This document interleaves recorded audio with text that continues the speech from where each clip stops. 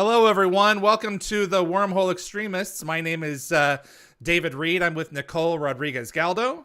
Hello. And Yvonne Cahill. G'day. And Michael Welch. How you doing, buddy? Hi, everybody. I'm wonderful. It's great to see you again, David, and Great to the see two of you. you as well. Yeah, we're looking forward to watching Absolutely. this episode. Don't start the episode just yet. I just realized that we're going to start later on in the show, and I didn't tell Michael that. So I apologize if you started the show. That's quite all right. I paused it and started it over. That's right. So this is the first time in doing any kind of like DVD commentary or rewatch for you? I mean, I've done a couple of DVD commentary type things over the years with some movies that I was in, but yeah, this is the first time doing it like this for sure. There is such a fever for more Stargate content, and I am always on the lookout for new fans who are coming in, who are seeing the show through streaming and everything else. And this episode, Fragile Balance, that we're going to start off with, we're going to do today, we're going to do Orpheus a little bit later after you go, continues to be one of the ones that resonates people. And that episode completely hangs on the guest star. If the guest star cannot support the story, or the lead turns into a kid. You know, there have been shows that have done that before that have not worked. And if you can't make this to send this one out of the park, it doesn't work. And this one did. So all the props to you. Well, I thank you, man, as always. And I know I say this every time, but I always feel compelled to say it again.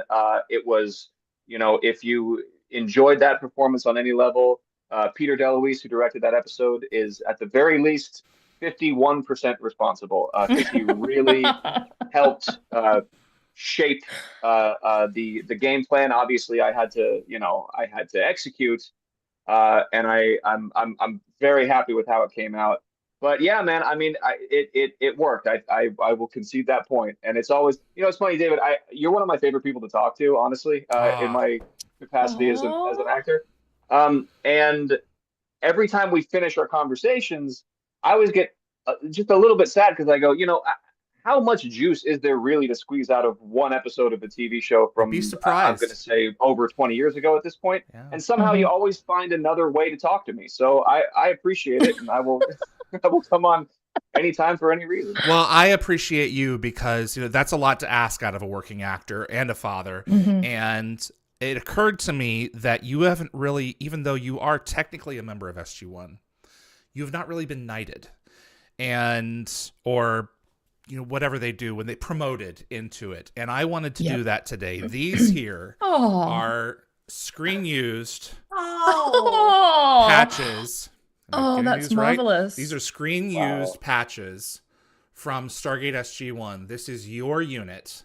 And I'm going to get your address and I'm going to send these to you, and you can either frame them or put them in a drawer or put them on one of the green bomber jackets. I can get one for you if you want it. That will not be screen used, but these are. And I think it's important that, you be a fully fledged member of SG-1 and finally get your hands on on a set of these. So thank you. So these are absolutely, these are yours. Bitter. I'm not jealous at all. Oh man, that is beautiful. Thank you so much, man. I think probably really I will frame that. And I'm gonna have to. I guess I'm just gonna have to shove my, I don't know, Young Artist Award off the shelf. No, don't do that. No, that's awesome, man. That really means a lot. No, it means a lot that you're always there in my corner, and yeah, that's absolutely happy to do it. So thank you for being here for us. Yvie, do you have any questions for Michael before we begin? Yeah, I actually have several questions for Michael, but I'm going to disperse Evie, them stop throughout being the so episode. prepared. This is what she does. Nicole, you and I get to riff. She's the one who's by the book.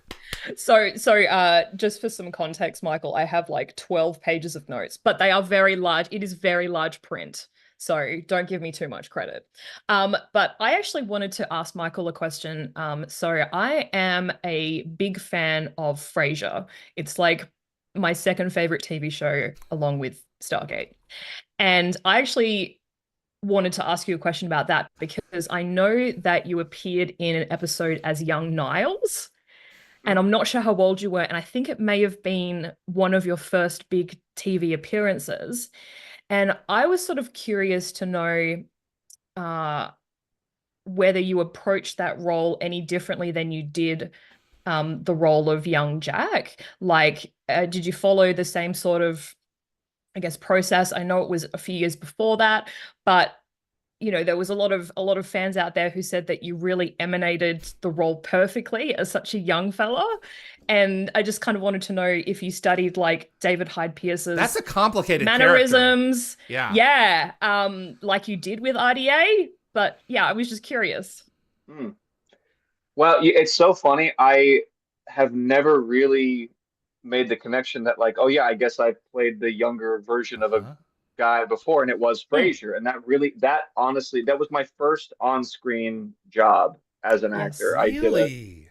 I did a radio commercial before then. I was 10 years old. So this is before Artem.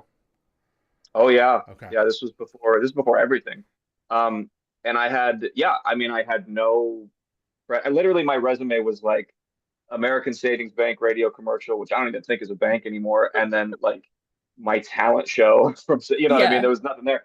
So how I got in that room, I'll never know. But the thing that kind of propelled me into performance in the first place, now that I'm really thinking about it, was impressions. That's what I loved to do as a kid. And really, and not even, yes, impressions, but also like whatever. I just saw what I liked, and then I would just do it. Obviously, I mean, when you're 10, it's not like you have a voice of your own or whatever. You know what I mean? Like you develop that, I guess, as you go. So that's all I did. I would just watch things and then do what I liked. I happened to have been a big fan of Frasier at the time. Okay. So I was very familiar with that character, and I don't know. I guess I just kind of managed to pull together a better impression of Niles than the other 10-year-old actors that they were seeing. So, once that was like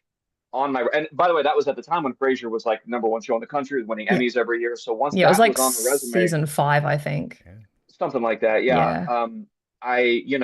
That's what kind of started opening more doors of opportunity, and I just sort of started building a career of a brick at a time after that. As far as the process, I would say it was less complex than the RDA. RDA was I really had to study. I had to be very meticulous about my movements, and we'll watch the episode, and I would say the one sort of difference between my process and RDA is in playing that character is that he's very free flowing. Like he doesn't do 2 takes alike. Whereas, for me, we felt it was kind of a better way to go, to be very specific and meticulous about kind of each beat. So if I were to play that role again now, I probably would like to incorporate a little bit more of that flow that he had. But yeah, it was as much science as it was art. Whereas when I was doing Niles, I was just having fun and doing my impression of Niles. I mean, it wasn't an intellectual exercise in the least. So pretty different process. You did but so well. Thank you. I mean, and also I think part of it too, like because I was not a clone of Niles and still technically an adult. Like I was him as a kid. Yes. So I think that sort of there's a distinction there too. But yeah, no, I mean, that was just fun. It was my first time on set. I loved everything about it, and yeah, it's so funny. I never made that connection until now. But hey, 1 hour with that's us. That's what man. I'm here for. No, you're taking a younger version of a character who is not the fully formed version that he is as an adult. So some things are a little bit different. Whereas in the case of O'Neill as a clone, you've got a 45, 48-year-old trapped. So this was 2003. You were 16, 17? I might have been 14. Really? I was going to say, I think I was, 2002, didn't it? So I would have said that you were. No, this was 2003, right season 7.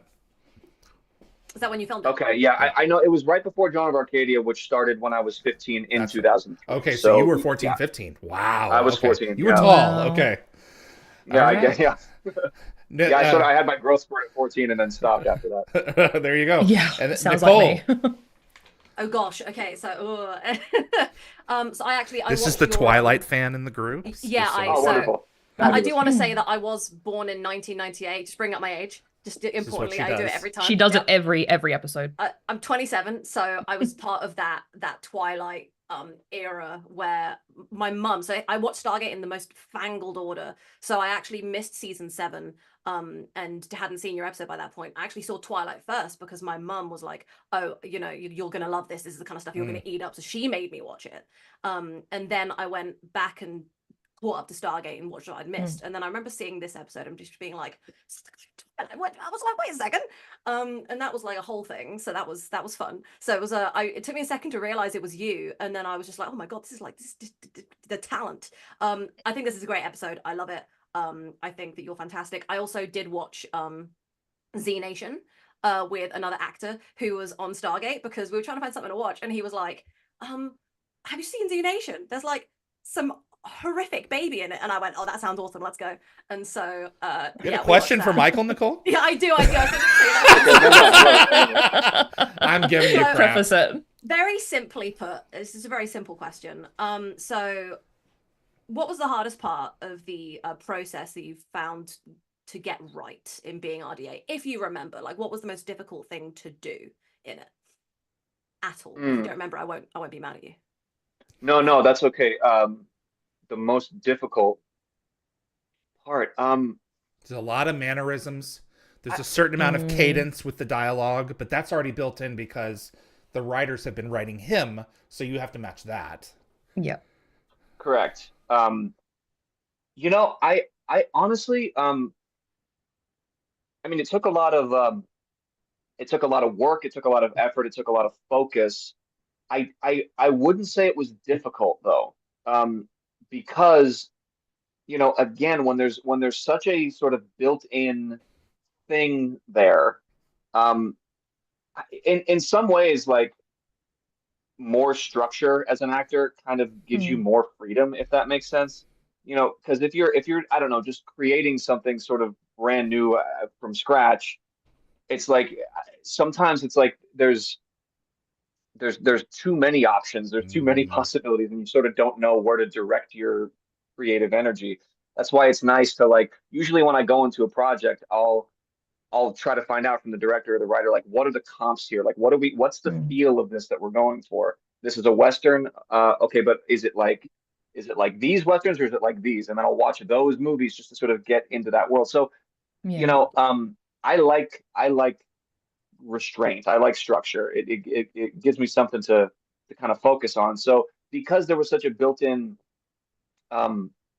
whatever it is, like thing around that character and around the Stargate universe, I felt very sort of safe. I felt very like they're not going to let me fall here. We're just literally in some scenes together. Yeah, literally in some scenes. where you get faint. Exactly. Yeah. No, I mean, he's suspended near the end of the show. He's suspended in a rig. Yeah, so. true. Well, they did let me fall there, but that's a different. Yeah, no, I felt very safe in that environment. I trusted the people that I was working with.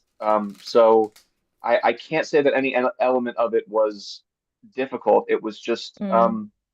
It's fun to go through that process. I know we tend to be very results oriented in life, and I'm guilty of this myself. I'm a perfectionist. It's but the process is really, like, that's where the juice is. That's where the fun is. And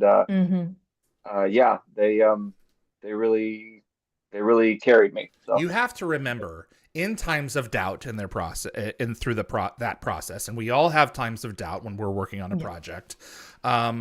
You have to lean on the fact that not only do you look like him, that's priority number one. You have to resemble the actor, the other performer, but also your cadences and your mannerisms as a performer also led you to a certain degree through those doors to begin with. So you're not starting from 0%. You're several percentage points in, and now we have to dial in the rest. So Correct. that's what. So you're already Jack for a large percentage of the block of your own experience. We just have to shape you into RDA for the rest of it to go full convincing. That's an excellent point. I completely agree because, you know, and I've said this probably every time that I talk to you, but I had not watched Stargate before auditioning. I just saw the context, and based purely on the context and the material, I was able to, you know, I shaped a performance at least enough for the audition. So it's pretty clear in the writing. Like I had a good sense of, yeah, probably 80 or 90% of it. And then you get up there and then you watch him specifically, and you're right. At that point, it's really just a matter of like, you know, dialing it in, finding the right notes, the right colors. We're working in the details at that point. But you're right. The like it's like the base of the cake was there, and now it's just like, how do we decorate it? There we go. That's a good analogy. And Jack would love that because he loves cake. There'll be cake. So My idea. is there going to be cake? Can I ask like one really brief question? So I wanted to know as well whether going into the role you were aware of Jack's obsession with Mary Steenburgen because you worked with her in Joan of Arcadia, and his character has like this fascination with her. If he could have dinner with anyone in the world, it would be Mary Steenburgen. What are the odds of that, Michael? Don't you think that that's interesting? Wow. My parents are rewatching Joan right now. Oh, cool. Oh, really? Yeah. Yeah. So in anticipation of this, so they're that's like, kind of cool. Yeah. So you're kind of like living Jack O'Neill's dream, working alongside of her. There's just the small ironies in the world. Yeah. If you want a great 2-season show and are not going to be freaked out with the cliffhanger ending that just leaves you there standing wanting more, I definitely recommend Joan of Arcadia because, you know, if you're having a hard time, this is definitely a show that'll make you feel warm and fuzzy on the inside and recognize that your life does have purpose. It does have meaning, and it's up to you to pick yourself up by the bootstraps sometimes and move forward. So I really recommend this series. Speaking of warm and fuzzy, should we watch an episode that makes me warm and fuzzy and happy? Hey, Stargate SG-1! I was going to say, speaking of bootstraps, shall we watch Stargate? All right. Michael, y'all set? Let's do it. Without further ado, we're going to be rewatching season 7's Fragile Balance here. And it's a 44-minute version, region 1 copy. So if you're using the PAL version, you're going to be skipping ahead of us. But I've got it all set up here. Everyone set with their copies? Mm-hmm. Mm-hmm. All right. Let me pull up my timer here for the screen, which doesn't... Please don't crash. Okay. We're good to go, folks. In 5, 4, 3. Welcome to the Wormhole Extremists. My name is David. I'm with Yvie. Hello. Nicole. Hello. And Michael Welch, who plays young Jack O'Neill. Welcome, Michael. Hi, guys. What's going on? This is Fragile Balance. This is very exciting. It is so exciting. So, Michael, I like to sometimes give these episodes an alternative title. So I was kind of torn between the one with Cloneal, or the one with O'Neill with 3 L's, because you like the third reiteration of the character. Oh, gosh. I kind of like Cloneal. I love Cloneal. I got it off Reddit. It's so clever. Look at that. The clothes. They're so... is that Jack's clothes, or did they actually go... Rick's clothes, or did they go bigger to exaggerate it? No. They went like extra large to really hammer the point home. They're enormous. I know. I'm like basically his size, just slightly skinnier. So they had to go like you had to hit that joke. So we went with that. Well, big and tall store. I love the pants dance you do in a second when you stand up. Yeah. Amazing how much the eyes make a difference. You're wearing contacts, so the blue is all gone. And yeah. How often have you done contacts? This was my first time ever doing it, and I hated it, but I got used to it. You do get used to it, okay? Yeah, you do, yeah. I mean, it took a couple days. I may have even started wearing them before we started filming, specifically to start getting used to them. Yeah, you don't want to get irritated. But no. But yeah, it worked out it worked out just fine. It does. It makes such a big difference. Do you have to go in advance and give do they have to, I guess for any kind of context, you go in somewhere and they have them made so that they form to your eye specifically so that by the time you get to set and you have these things, you're ready to go? That's a good question. I don't remember the contact process. I'll be honest. Okay. Yeah. It was more than just like regular brown contacts, I assume. Exactly. I mean, they probably shaped into my eyes. Yeah. I've never worn them, so I'm always curious. I struggled to recognize you actually based on your eyes. I was like, this is the same guy, but there's something wrong, and I can't tell what it is. And it was your eyes. They're so different. Yes. What's amazing how much the performance comes out of that, you know? Yeah. That's a great shot. Wow. Imagine being 45, 50 years old, and you're suddenly reduced to 15. Hot chocolate. You're a colonel in the United States military, and you're being served hot chocolate here. That would, I mean, there is a funny aspect to it, but in all seriousness, that would really piss you off. It's like disrespectful to a certain extent. You have those pants. The pants dance. You've worked hard to get where you are, and now all of that has been stripped away, and you're left with the body of a boy.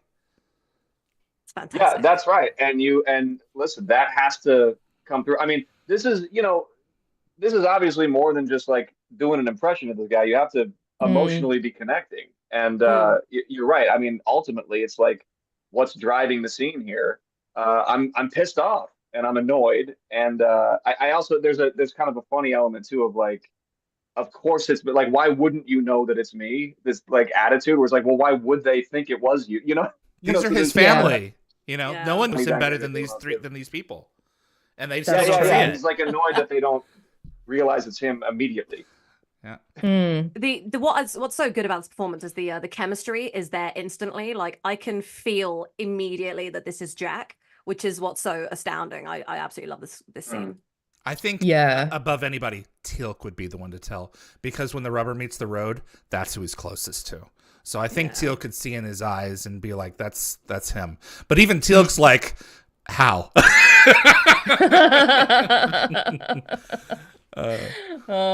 the way, a bunch of that dialogue was changed from what was written. RDA is famous for like, he'd just show up on set and rewrite all of his dialogue.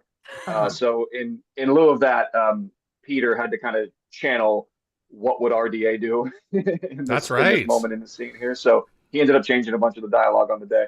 Fantastic. The 2 fingers of dialogue. That's right. The 2-finger rule. No more.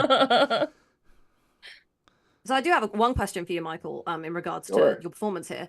So as a teenager, did it help fuel your performance that you got to behave like an adult for the week that you were on set and just tell everyone what to do and kind of get sassy? Did the teenage, attitude fuel your performance? Oh, yeah, I don't know. That's interesting. I mean, I've been acting since I was 10, so I did like, I was used to being around adults and working with adults and sort of, working with adults as my equals in a sense. So no, I don't know that there was some like that teenager element of I get to boss all these other adults or I don't know that was there necessarily. That's a good question though. And this is the 7th season. I would.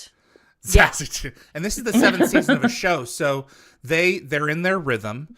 They're not going to be as uptight because this show has already proven itself. So I remember you telling me, for certain, you were this one of our earlier interviews. We were talking about getting coverage and specific shots of close-ups, and they're like, "This is the 7th season. We're giving scenes away." That's right. Yeah, I always remember that. I was like, when I was just joking around with, of course. And I was saying like, all right, guys, when it was there close, I was like, all right, don't be stealing the scene from me now. And they go, dude, season 7, we're giving scenes away. They were very settled in. It's so nice to jump in on a situation where everyone is very comfortable in what they're doing, My vitality is just fine. Thank you. Yeah. I confirmed it last night. We're good. Yeah. And that's another example. Peter, it came right up to me and was very explicit. He was like, this is what he's saying right now. That's exactly what he's saying. Oh, really? Okay. Of course. Oh, yeah. No, and I mean, he didn't use, he used explicit language that I'm trying to avoid here, but I've not checked. surprised. We're all good. Those parts are functional. Oh man, that's funny. Well, I was going to say that a lot of fans have really praised your easy chemistry with Amanda Tapping. I was going to bring this up. And Thank you, Yvie. yeah, Yes. and I know that she invited you into her trailer for lunch during filming, and I Yes. kind of wanted to know if that sort of helped create the natural chemistry that we see in scenes here. Oh gosh, 100%. Yeah, she Mm. was so sweet and supportive, and yeah, and really just like again, when people are this far into a series, they don't have to be that nice to you as a guest No, star. they It's don't. not Mm, expected. mm. And they really, I mean, yeah, Amanda in particular, she really just brought me in like family. I mean, it was beautiful.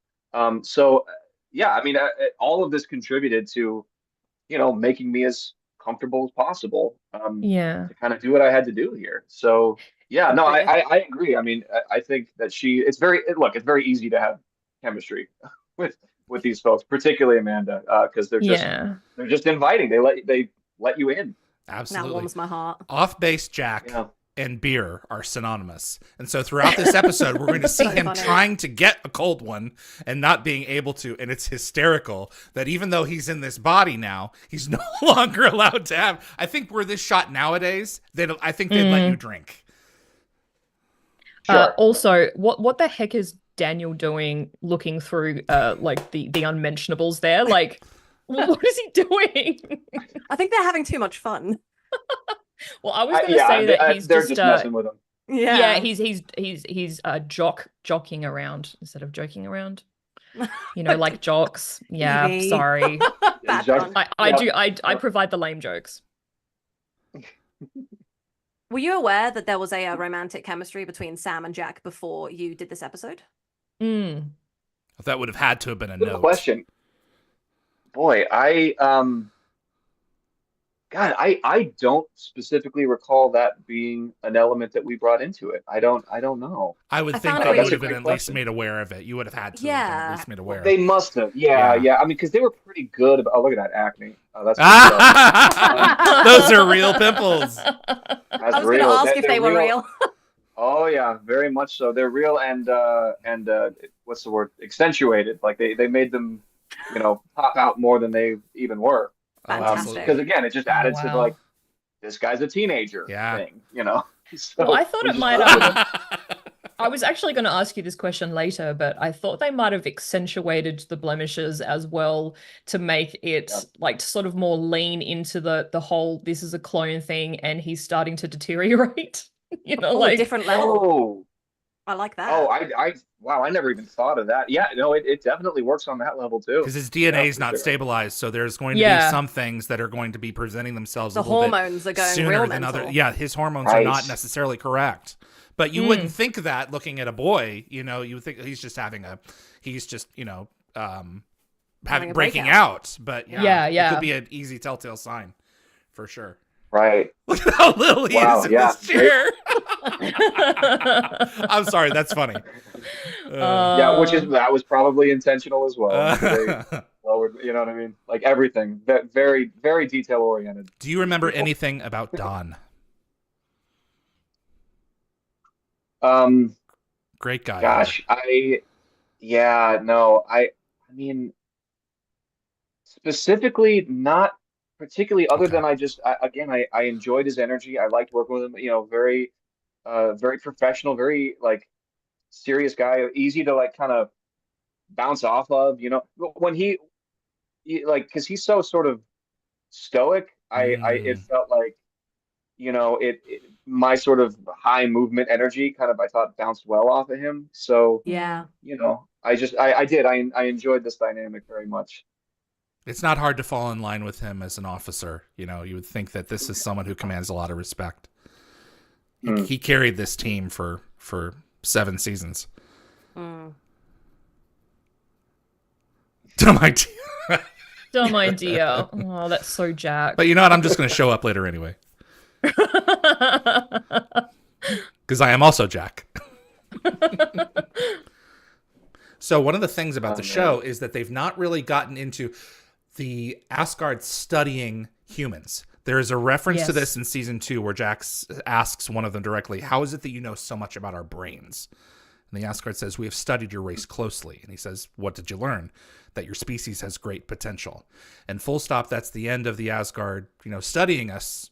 But we never really found out who was responsible for that, nor the fact that someone may still be doing it now against the wishes of the High Council. So there's your 20 seconds, 30 seconds of backstory for you, everyone, to catch you all up. Well, I was going to say, like, speaking of backstory, they mention 4 green lights during like the abductions, which is actually a reference to both Star Trek, the Next Generation's Chain of Command episode, and also George Orwell's 1984, which is kind of cool. Interesting. Very So cool. that's where characters are like, I think they were like tortured to deny the Yeah. reality of the 4 lights or fingers, I think. Yeah, that's right. So in this group, somewhere in here, is Cameron Mitchell. And we're just retconning that because that's obviously the case. He would be there at this point. That makes So sense. he's going to be jumping in 2 seasons. By the end of the season, he's going to be flying an F-302 and is going to eat some snow. So Like Luke Eat some Skywalker. snow. that's... Yeah.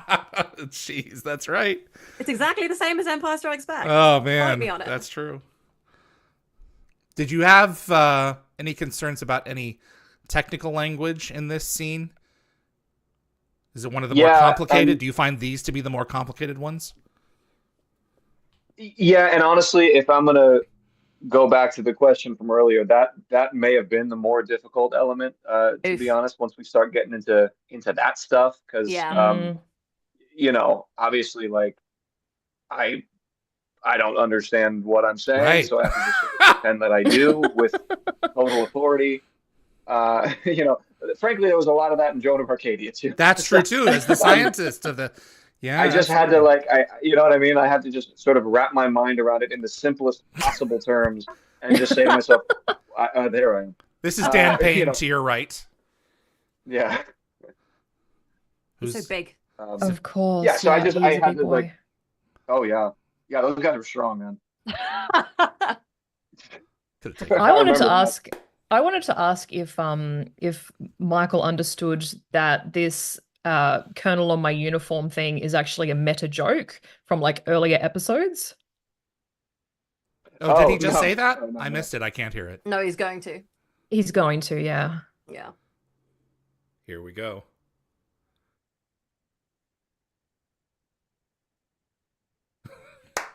That's right.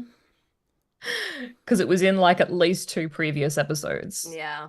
I wasn't sure if they like made you watch those episodes. He watched Revelations. I remember him telling me that he was given Oh. Revelations to Yeah. get a history of the Okay. Asgard, and maybe one Right. other, if I'm not mistaken. But I don't remember what that. I don't remember what that one was. Yeah, I was given 3 total, but Okay. Revelation's the only one that specifically I remember. Yeah. Okay. Which I probably ended up watching that one once because there was the least amount of like Jack doing Exactly. things. Yeah. Mm. You know, Mm. the what was more useful was just to watch him and then, Yeah. let that sink into my bones. Now we're going to be It's doing a fun. little bit more research on these other abductions. Yeah. I honestly wish this- that the show got into the abduction side of things a little bit more. Yeah. Yeah. Mm. There's an SG-1 book This- called Roswell that does go into that a little bit, but Yes. I've not read it. I've only heard. Yeah. Well, this gentleman here is Tom Heaton, playing Werner, and he actually played an abductee in the 2002 miniseries Taken. Oh, wow. Kind of cool. Oh. He actually passed away a few years ago at the age of Oh. 77. So Respectable age. Yeah. yeah. Yeah. That's so funny. I wouldn't say that that's typecast, but what are the odds? It's very Yeah. strange, Yeah, isn't it? and Yeah. More than once. Quite close together. And this interpreter is Theresa Lee. And she was a friend of the show, but she's like a major film and TV star in Hong Kong and China. Oh, that's Oh, very fantastic. cool. See, these are the facts that Evie likes to spit out during these episodes, and I Yeah. love it because it's very educational, and most of them go in. Well, you'd be surprised how much commonality there is from show Yeah. to show and from idea to Yeah. idea. You start to wonder, like, wow, yeah, I saw him in SG-1 in a kind of Taken situation. He's in the back of my mind here, and we're shooting this show now. You know, that does happen.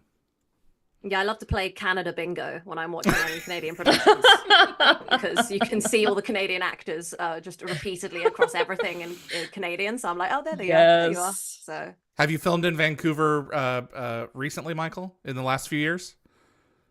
No, not in the last few years. Okay. I've probably been there. Let's call it 4 or 5 times over the course of Where was 25 Twilight years. shot? It's been a minute. Well, actually, yeah, the first one was Portland, but the next Oh, whatever 3 or 4 were all in Canada, in Vancouver Yeah. or around Vancouver at least. okay. Yeah. I love how they set up a PlayStation 2 for him. like he's a It's- child. It's not unprecedented because he is playing a Game Boy in Ergo.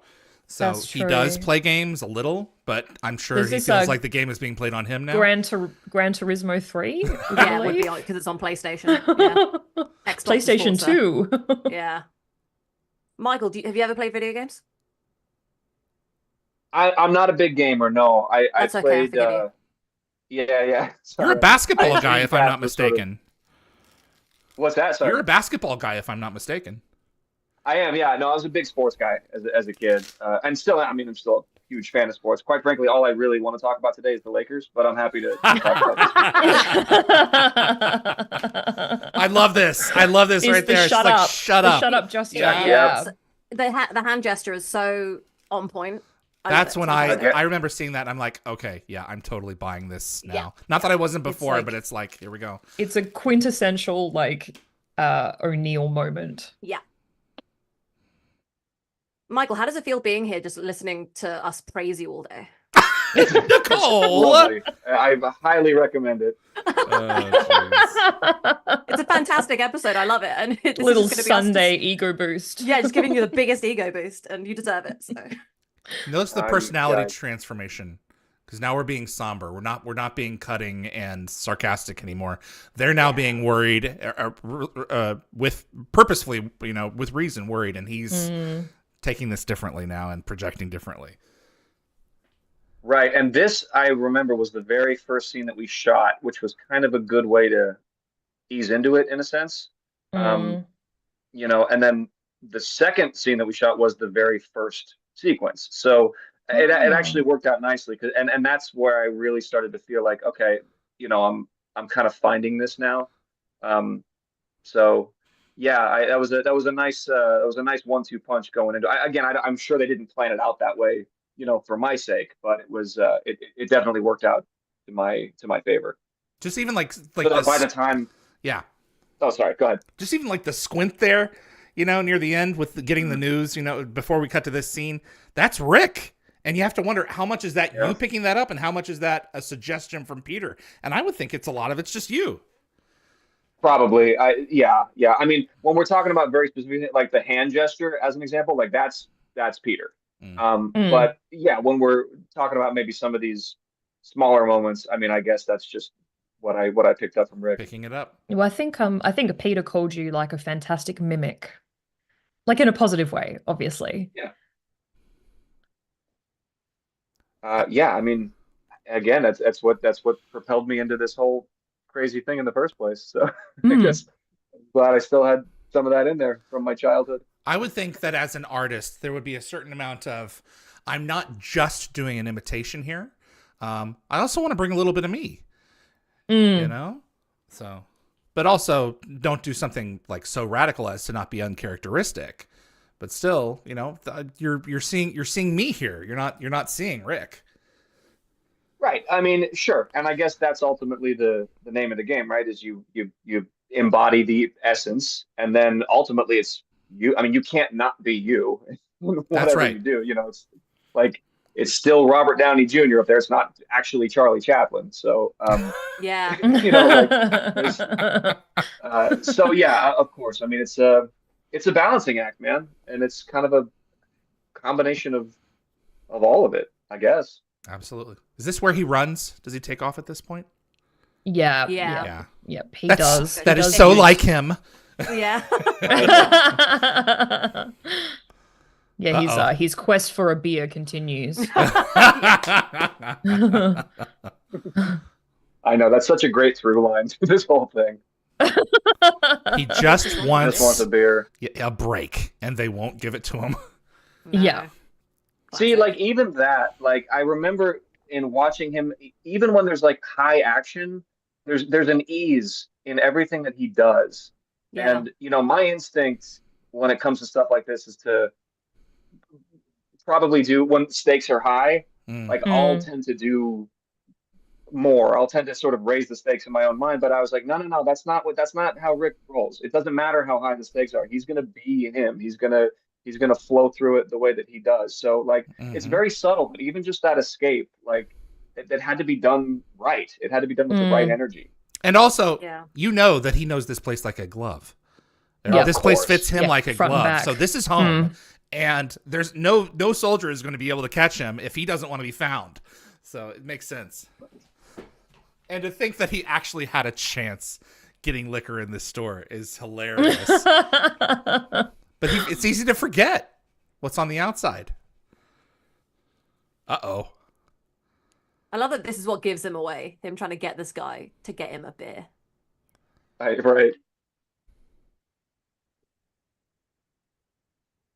This would set off some red flags. Yeah. Yeah, well, this is the guy that phones it in. Yeah, exactly.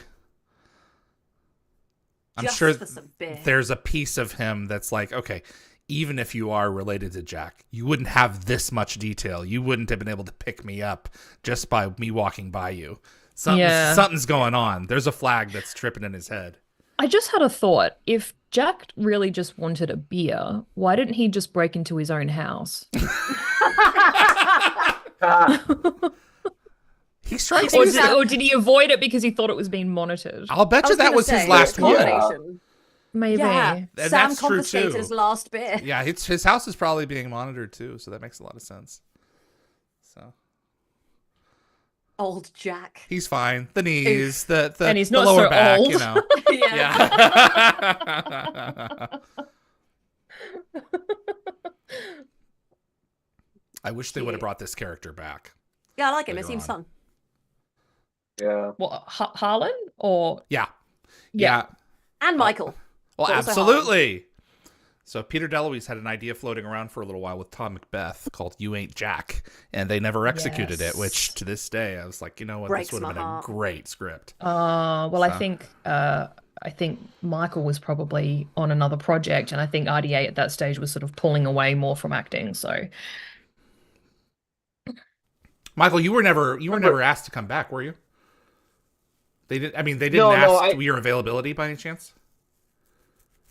The farthest it went was a conversation that Okay. I had with Peter over the phone about an idea that they had. Okay. But at that point, I was on Joan of Arcadia, so yeah, the scheduling wouldn't have worked out. Yeah. That's a shame, but I'm remember glad there was- we at least got this. Oh, sure. So There it's- was a scene that they cut that I'm remembering, which is right after Harlan.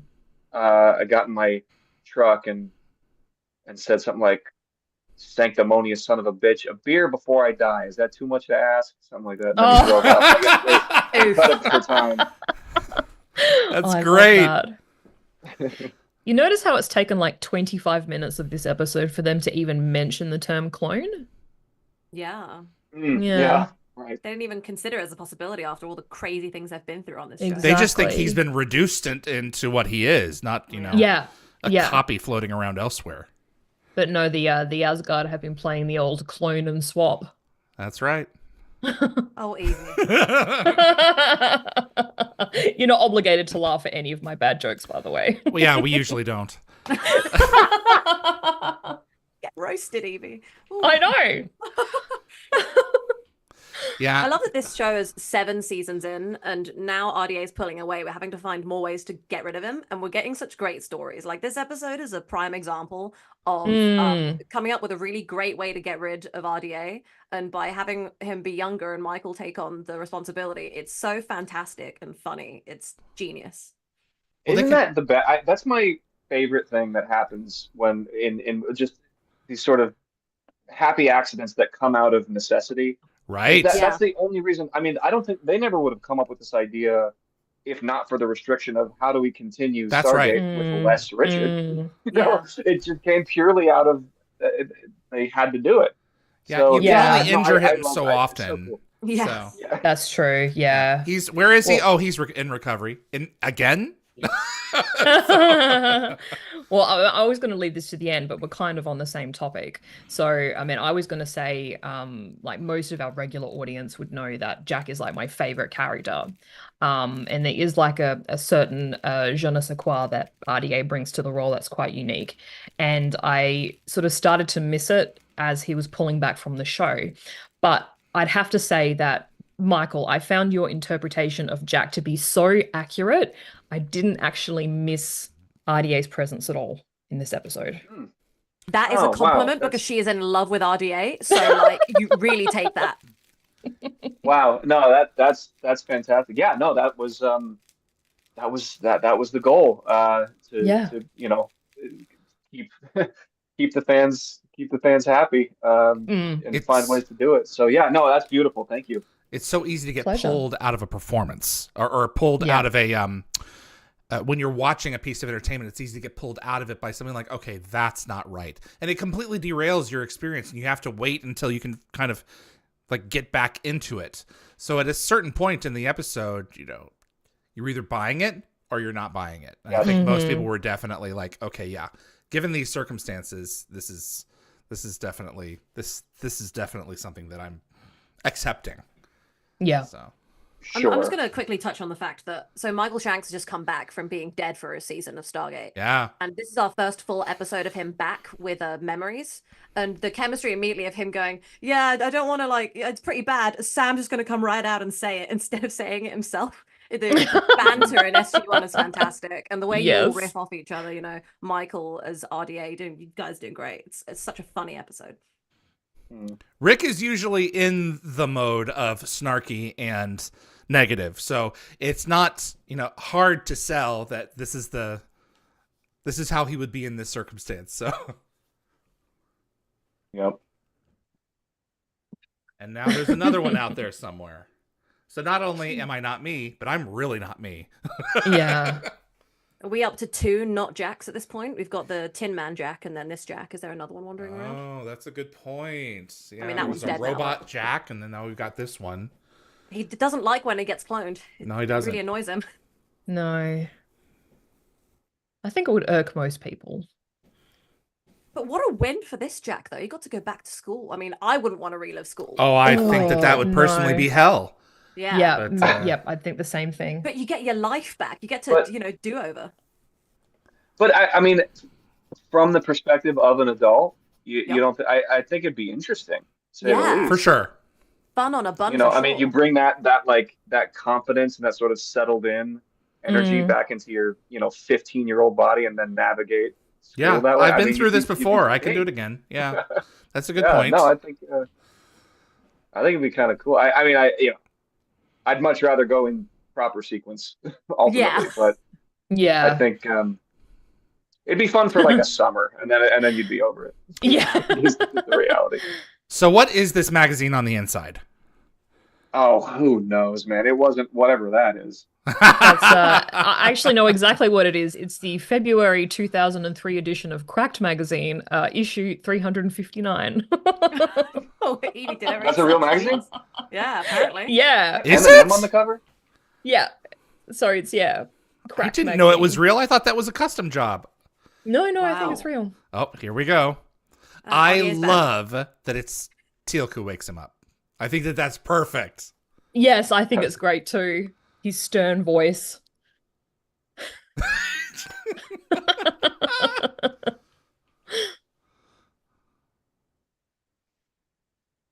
God, you know what? The scene's coming up later, but it's coming to me now. In the a moment that when we're in the scene together later, there's a couple lines where we say the same thing at the same time. Yes. And of course, during the first rehearsal, I said, naturally what was written. He did not, and then he basically gave me crap saying like, well, what do you just, I mean, that doesn't make sense to say that. What are you just going to say, say whatever they tell you? You're like, or whatever. I mean, he was just like razzing me or like being like, what are you, some sheep or something? I'd be How are you terrified. supposed to mimic him if you like you can't read his mind? You're not actually Well, I know, clones. which is why it was silly. But everyone else basically just jumped in right away. It was like, don't listen to him. Just ignore him. You're fine. Like, Fantastic. don't take anything to heart. Yeah, this is a guy who has been known to, when a director comes along and says to the guest performer, do this and this and this, and then if Rick is standing by them in the scene, he'll say, just keep doing what you're doing. Wow. Just we call He's a that stirring troublemaker, the man. pot. Oh, totally a troublemaker. Absolutely. So I was going to say that it's kind of a good thing that the Asgard transporter doesn't selectively filter out non-organics. Like he was able to take the walkie-talkie and the Zat gun And the Yeah. crack and the magazine, which is still on the That's right. floor. But it left the bed behind. I always wondered why it didn't filter out the Zat gun as a weapon, but I'm guessing he's Yeah. in orbit of Earth, and Zat guns are not normally on Earth, so he wouldn't be Yeah. considering that. maybe. So this is a great shot. What's going on? Much taller Taller than I think. This is bad. The confusion is fantastic. Oh. Carter.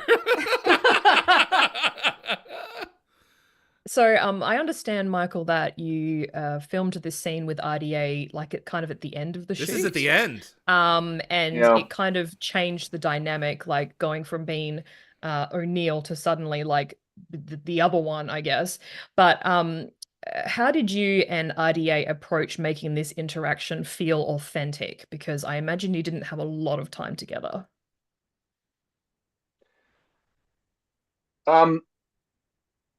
Good question. You I you had said that had you wished that you had wished that they had filmed this scene first, because it would have maybe adjusted your direction a little bit. perhaps, yeah. I mean, listen, yeah, we did the best with what we were working with. Yeah. Going back to Frasier quickly, I do remember one thing that was very helpful. The two of them were nice enough to like do the scenes for us, for the two young actors playing them younger, so we could Oh. kind of let that sink in. Yeah, it was really cool. It was really nice of them to do that.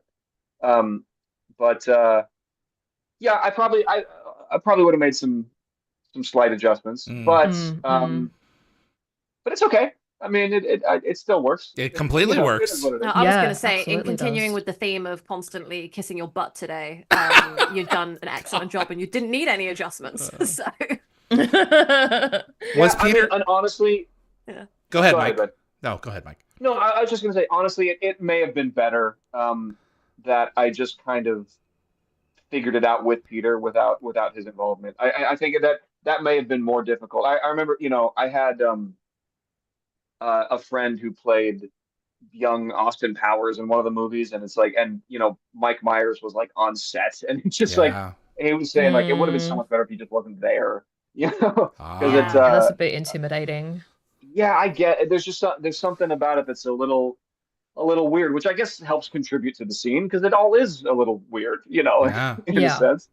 But yeah, we didn't. The two of us, we didn't do much sort of prep together. I mean, like I said, I at that point it was at the end, so we sort of kind of had a rhythm Yeah. and knew what we were doing at this point. And at this point, it's like, look, this is the one of those infamous like 7-page scenes to sort of explain the whole episode at the Yeah. tail end. So it wasn't so much about trying to convince people that I'm still Jack at this point. It was really more to we got to tie a bow around this episode here. So yeah, I think it worked out. It worked out fine, but it was one of the stranger sort of things to navigate and work through for sure. Is Peter doing the voiceover for Loki on the set, or was that done by Yes. someone else? Was he? Is He that right? was. Yeah, I don't. He does the voice. Yeah, he does do the voice for Loki. Probably not on set though. Okay. On set, it may have been the script supervisor or someone like that. I don't remember. I shouldn't say that because I don't know. Were you mesmerized at all by the puppet? Oh Pretty yeah, extraordinary what they can do with that. stop it. So good. Yeah, that was the line. Something else other than mine was written, and he was like, "Well, that doesn't make sense." Right. It needs to be, yeah. Got to use your instincts. I forgot Loki has the line of, we're nearing our end here. That what we're doing is not working. We need more Yes. information. Yeah, we're And getting I don't there. know if you know this or not, Michael, but in 3 seasons, that whole civilization goes extinct through self-suicide. Well, Yeah. So yeah, they blow themselves up rather than have their technology get taken away and used by others. So I love how Loki says that O'Neill's like legendary. yeah. And I guess it kind of like his genetic makeup was like the Asgard equivalent of like a viral meme. Like they just all knew about it. The Asgard love Jack. For some reason, they're just crazy about him. Yes. They always have been.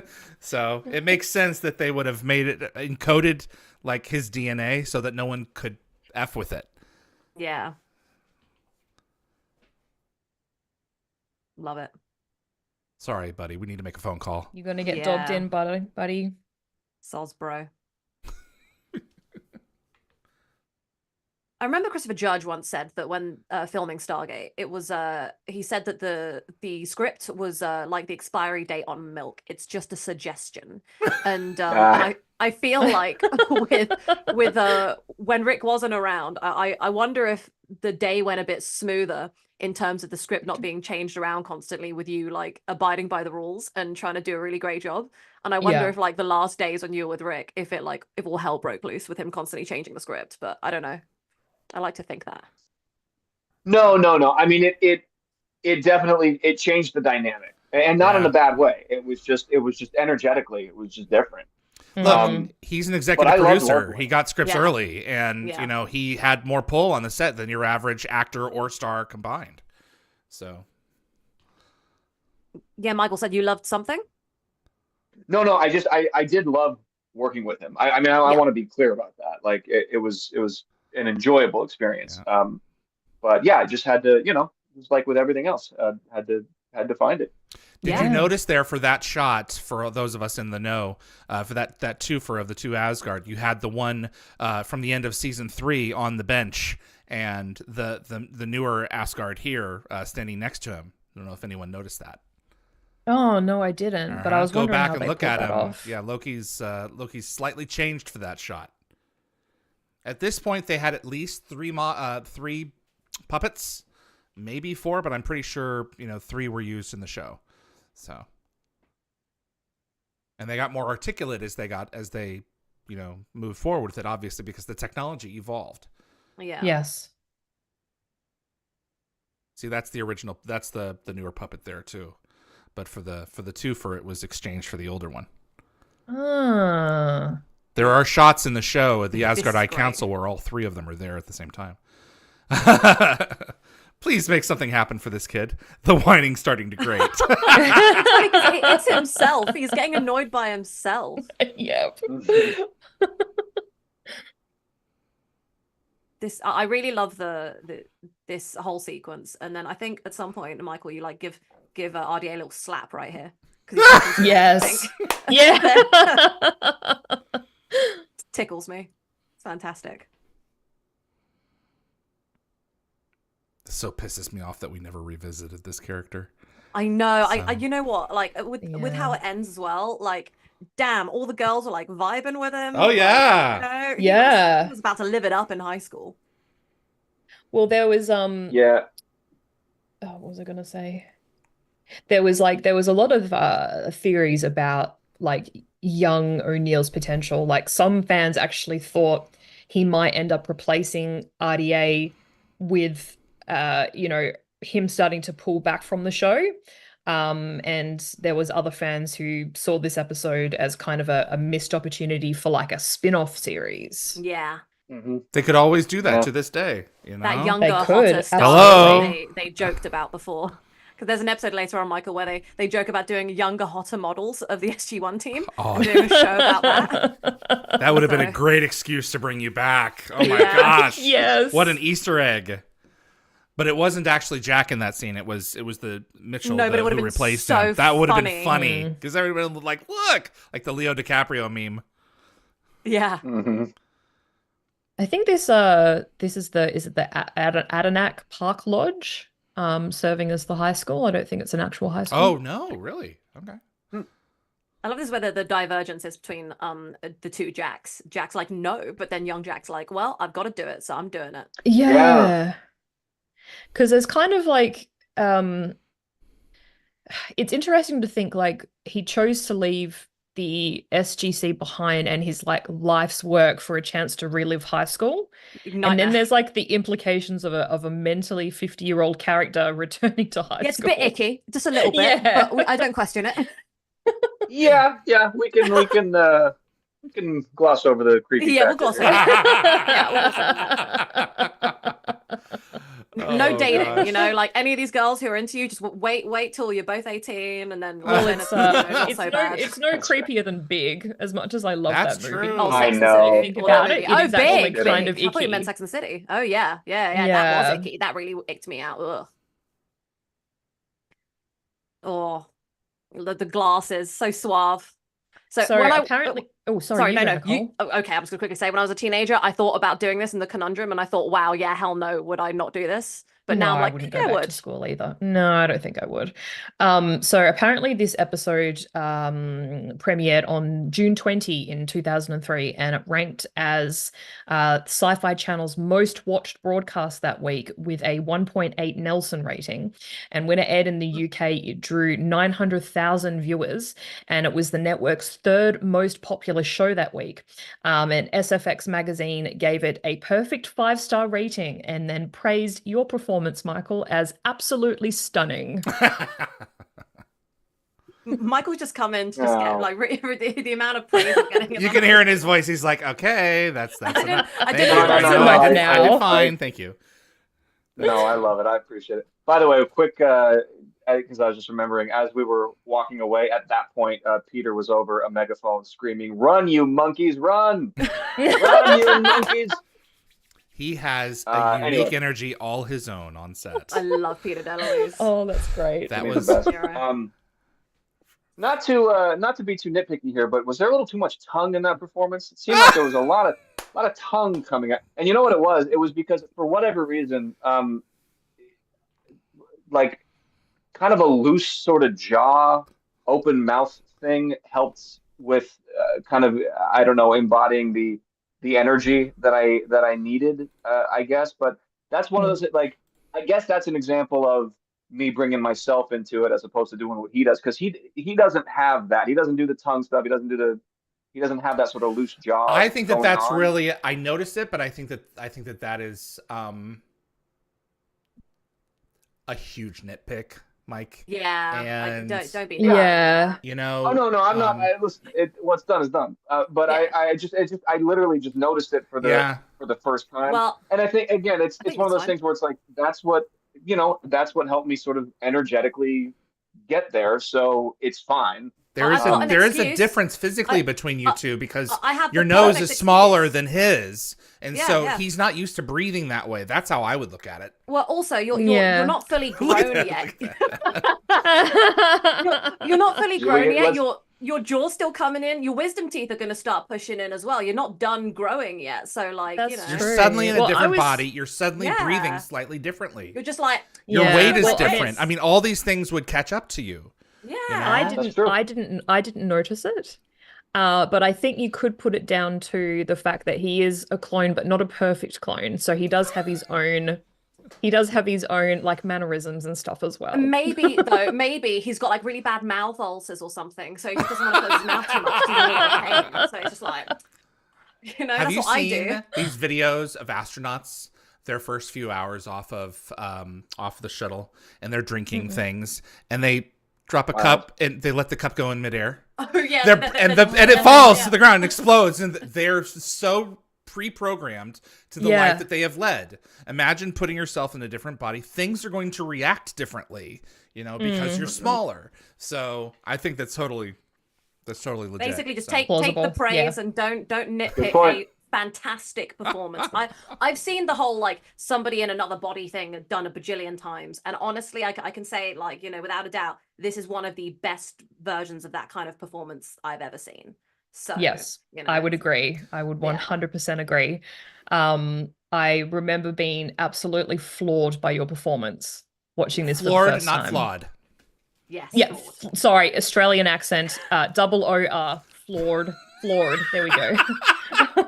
And in a really non-creepy way, I think I was about maybe 13 or 14 when I watched this episode for the first time. So I remember having like a wee bit of a crush on young Jack. He's Just totally being like, crushable. He's totally yeah, crushable. exactly. I was like, Absolutely. Sorry, he's a good-looking guy. RDA is hot, so I was like, oh, this Yeah. okay, you know, more within my age range. Not realistically, in real life, you're a bit older than me, but you know, at the time, I was like, oh, you know, so Mike, yeah. When's the last time you saw the episode all the way through? And what was it like looking back on that? Was it a little bit cringe at all? Was it a good time? Did it bring back good memories? I'm really curious. Yeah. David, I watched it last week. What are you talking about? Yeah, right. I watch it every day. No, well, first of all, thank you for that. That also helps, I guess, kind of ease some of the creepy factor at the end of the episode. So good. I'm glad that was the case. No, yeah, no, I mean, it's been quite a while since I've watched it all the way through. No, I enjoyed it. I enjoyed it. It did bring back some good memories, and you know, honestly, like I'm proud of that work. So it's not something that I'm not like, I think I'm a pretty good judge of myself. I'm not like one of these actors. It's like, I don't watch what I do, man. No, I mean, I think I like to see I mean, that's weird to me. Like, you're going to paint a painting and then like never look at it. I don't understand that. But there's the reverse too. Oh, my crap don't stink. You know, so there's a middle ground in there. Yeah. So. Oh, and look, I mean, I pointed out the tongue thing, so I'm not saying that that's you. I'm just saying that you. Yeah. Right. Yeah. No, but I don't. It's not. It's not cringy. Like I said, I enjoy that work. I enjoyed the episode. I enjoyed doing it. So, yeah, going back and watching it, particularly in this context, is fun. Okay. Well, it means a lot to me that you took the time out of your schedule to come back and join us once again. And it's always a pleasure to sit down with you, man, and catch up. And yeah, it meant a lot to have you on. So. I want it noted that David called us, and I used it to get out of a meeting actually at work. I was like, "Oh, my doctor's calling, gotta go." Let's not tell my manager. The doctor. Yeah, the doctor called me, and I was like freaking out a little bit. I was like, "Oh, we don't do this very much." No. So No, we absolute honor to have you come. I was so nervous that we were gonna like biff this up, but I've had like a really good time, and I hope that we haven't like scared you off from the Stargate community or anything, and that you. Yeah, I think we tried to rein in our fandom weirdness, because there are some goofy ones in there. Yeah. So. I have my moments. Oh, sure. Absolutely. No, Yeah. heavens no. I'm a huge fan of the Stargate community. Y'all have been so kind and loving over the years. It's really meant a lot. So thank you, and thank you for having me. And I'm not saying all this to like wrap up. I'll talk to you as long as you want. But yeah, it's been absolutely delightful. And I'm I'm glad that this show exists, because I think it was something really special. And like you were saying earlier, David, you know, it's like people are discovering it even now to this day. Yeah. Yeah. Honestly, and I think it's got that timeless quality to it. It sort of works in any era, you know.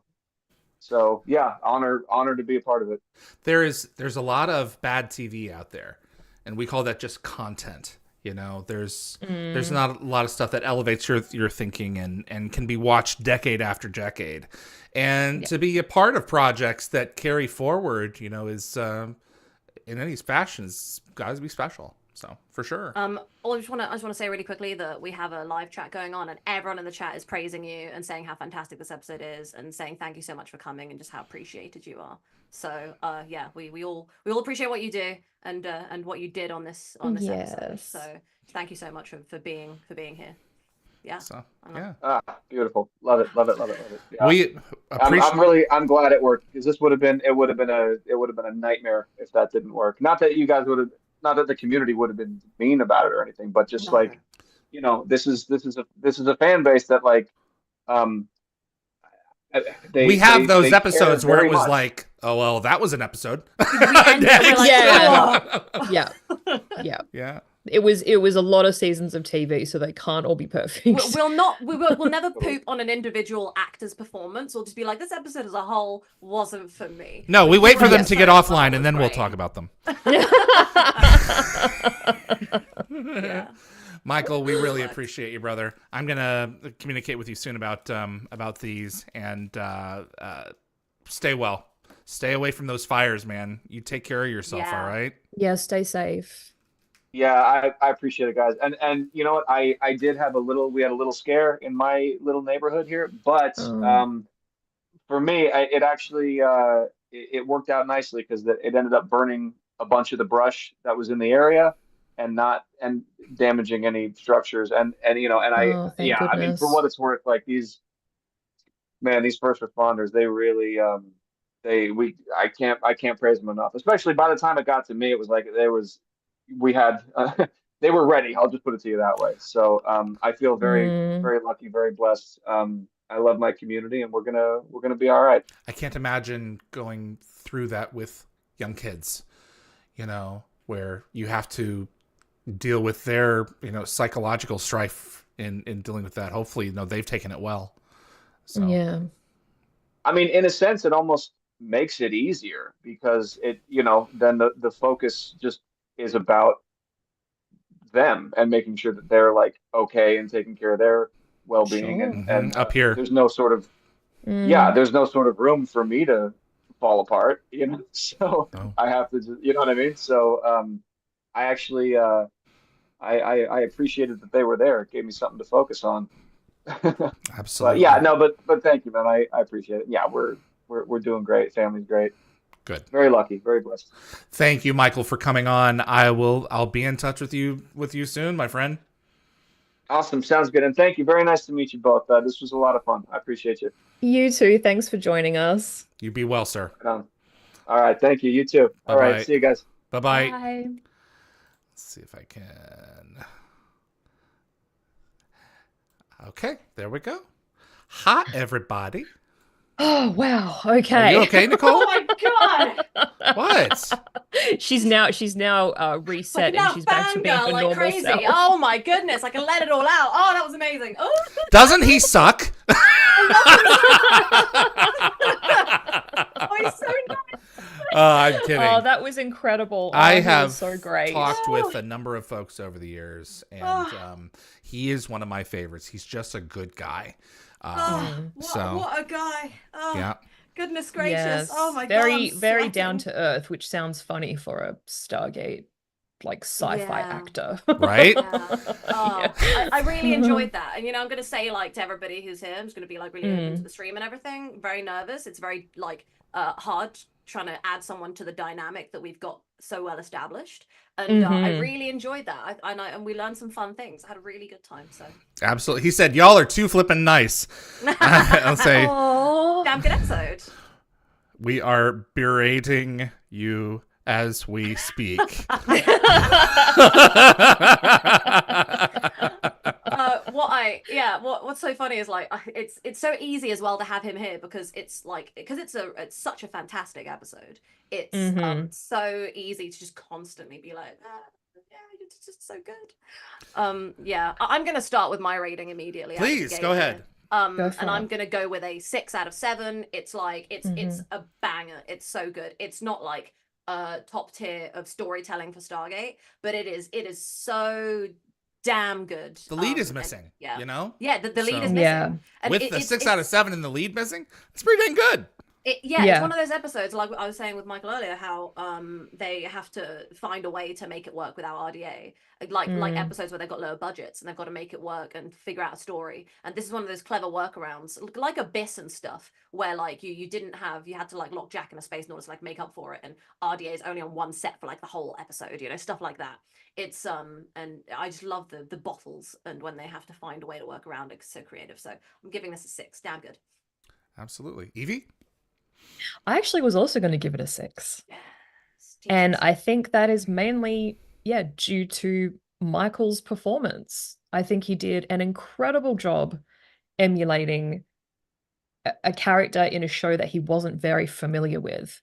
Right. He's Just not a regular based watcher. on yeah, just based on like the instruction of Peter DeLuise and like a small handful of episodes, he did an incredible job. And I know that he said that he gives most of that praise, was it 51% of that praise to Peter? But I think he deserves way more praise than that, Michael does, because he still had to take on that advice and he still had to interpret it and tweak it. And I think he still made the performance his own, but it was so close. Like the mannerisms were just perfect. Like I think he executed it like better than I expected anyone to do. So I think a 6 for sure. It's easy to forget to a degree because, you know, he's much older now. This was a 14-year-old doing this performance. This is a 14-year-old carrying this show. Yeah. How many can do that? That's not an easy thing to pull off. Yeah. And to ask someone to come in and take point on this, not just be a secondary character throughout this episode, but to really take the lead and have the bulk of the dialogue, I would be crapping myself. And he pulled it off. So he give did. him all the props to that. This is also for me a 6 out of 7. Yeah, I think he slotted in so seamlessly, and you forget his age because He's a kid. He's playing someone who's in their like late 40s, early 50s. Yeah. And just the maturity that he has on screen is this would be daunting for an adult to pull off. It really would, and he commands that space. Like, yeah, it's so believable. Yep. Yeah. Nicole, what does the peanut gallery have to say? Ratings. We have some new people as well brought over. Welcome everybody. Welcome. Sorry we ignored you so much in this episode. That is not our normal procedure. But yes. Yeah. We just wanted to make sure that we got everything. We squeeze Michael for all his information as we can. So the fruit has been juiced. Oh, hey, we've got a chat now. Hey, we didn't see you there. When life gives you Michaels, you squeeze. You squeeze away. Right. So don't send him that. That's funny. Anthony, this one is a 7 for me. Michael played a young RDA perfectly. Bringing slightly naughty Loki in was a great move as well. Yep. Raj Luthra, Fragile Balance is a 6 out of 7 chevrons. Michael Welch should have had more appearances. I hope he will return in future continuation series or movie. I think that would be a great surprise. Genius. Yeah, it would be. Yeah, Shimmer which is why they'll never do it. No. Yeah, Shimmer Victoria 6. It was very fun. I did get distracted by how pretty Terrell's hair was, though. Oh, it's pretty. Terrell's adorable. Candy Mitch 6. And then what do we have here? Peace Rider said he emotionally is 15 as well because hormones influence emotion, so it's not as icky as we consider. Yeah, there's a potential excuse for the ickiness in that he's so hormonal and different. That's true too. Indiana, I give it a 5. It was a really fun episode. Kevin Weaver, this episode is a very strong 6 out of 7. I look forward to it on every rewatch. So do I. This has been a really good time. Stuart, 5 out of 7. Great episode. Gecko Fett, 6 out of 7. Love to rewatch this episode. Landa said perfect score for me, so I'm assuming that's a 7 because they haven't put an official rating, but until they've corrected it further below. 7, cool. And we've got Jed Ted with 6 chevrons. Dan Ben, 5 out of 7. I enjoyed this episode. Peace Rider, 7 out of 7. And Anthony's just educating everyone on yeah, right, because we got some newbies. Welcome Londar. Yeah, and then Heather as well. Hello. They gave a 5.5. The only 7 being in the middle of my backswing episode, so that's a window of opportunity. Interesting. And I think that they're getting schooled further down. Oh, here we go. Yeah, so if you do give a half rating, you're automatically bumped up to the next rating. We've got like all caps. Anthony no has a chevrons. system in place. So and Anthony said no half chevrons. David's eye twitches. It's not pretty. It does? No, I think it's a joke. It's just a joke about like the because when I get annoyed, sometimes my eye twitches like that. The vein in my brain the vein goes. The vein in your forehead. Yeah. So Jacob said 5 chevrons. Amazing performance from Michael. Makes it extremely hilarious, and everyone's just saying their thanks, which I made sure to tell him earlier. Yep. Lockwatcher 7. Felt like Jack was in the entire episode. Yep. Janet was both O'Neill's doctor and pediatrician. Yeah. That's brilliant. That is Lockwatcher. so That's so good. good. I didn't even consider that. Fun banter. Turn your head and cough. No, I'm kidding. Fun banter my and a return to a God. great Stargate story. +1 for watching with Michael. Yeah. Then some of the jokes. Heather corrected to 6 out of 7 then for Michael. Hey, there you go. Skills. Lewis Cox, 7 out of 7. And Candy Mitch said, every time I watch this episode, I have to remind myself a little that Jack hasn't been shrunk, that there's a different amazing actor playing Jack. Exactly. Oh, And I think that is all. Oh my God, there's so much in the ratings. It says Nicole's hard to hear today, so I'm gonna up my volume on my side. You're down there. Thank you. Yeah. That's a good point. Well, I was going to say, Logwatch just said, David, please refer to us as the Stargate Gallery, as some are allergic to peanuts. Because she said the peanut gallery before. No, it's really important when you're a child that you be exposed to these things so you can build up a proper immune system. But if that will make us that much of a difference for you, I will start calling it the Stargate Gallery. Brilliant. Oh, I love that. Oh, that's funny. Oh dear, I can't believe you're giving him. It's so cool, the patches from SG-1. These are screen use patches. I'm Yeah. so Screen jealous. use. It's like, but he deserves it. So He is a member of SG-1. I know he And, is. I don't know why I've not done this sooner. Yeah. But it's important. It's important that he get that set because it's just. I agree. He is a member. So, absolutely. You guys ready for Orpheus? You wanting to go to Orpheus now? Sure. Okay. Why? Why not? Why, David? Okay. You know, I'm not making fun of you. I'm just making a different noise. Yeah, I just don't know Make a why you're different making a voice. different noise. Why must there be a why? There is no Don't why. know. There only Sometimes just it's a is. reference, and I'm trying to figure it It's out. not. But No. Good. Okay. Just being silly buggers. Yeah, exactly. It just wanted to come out. Yeah. Okay. Orpheus. The 7th level of hell.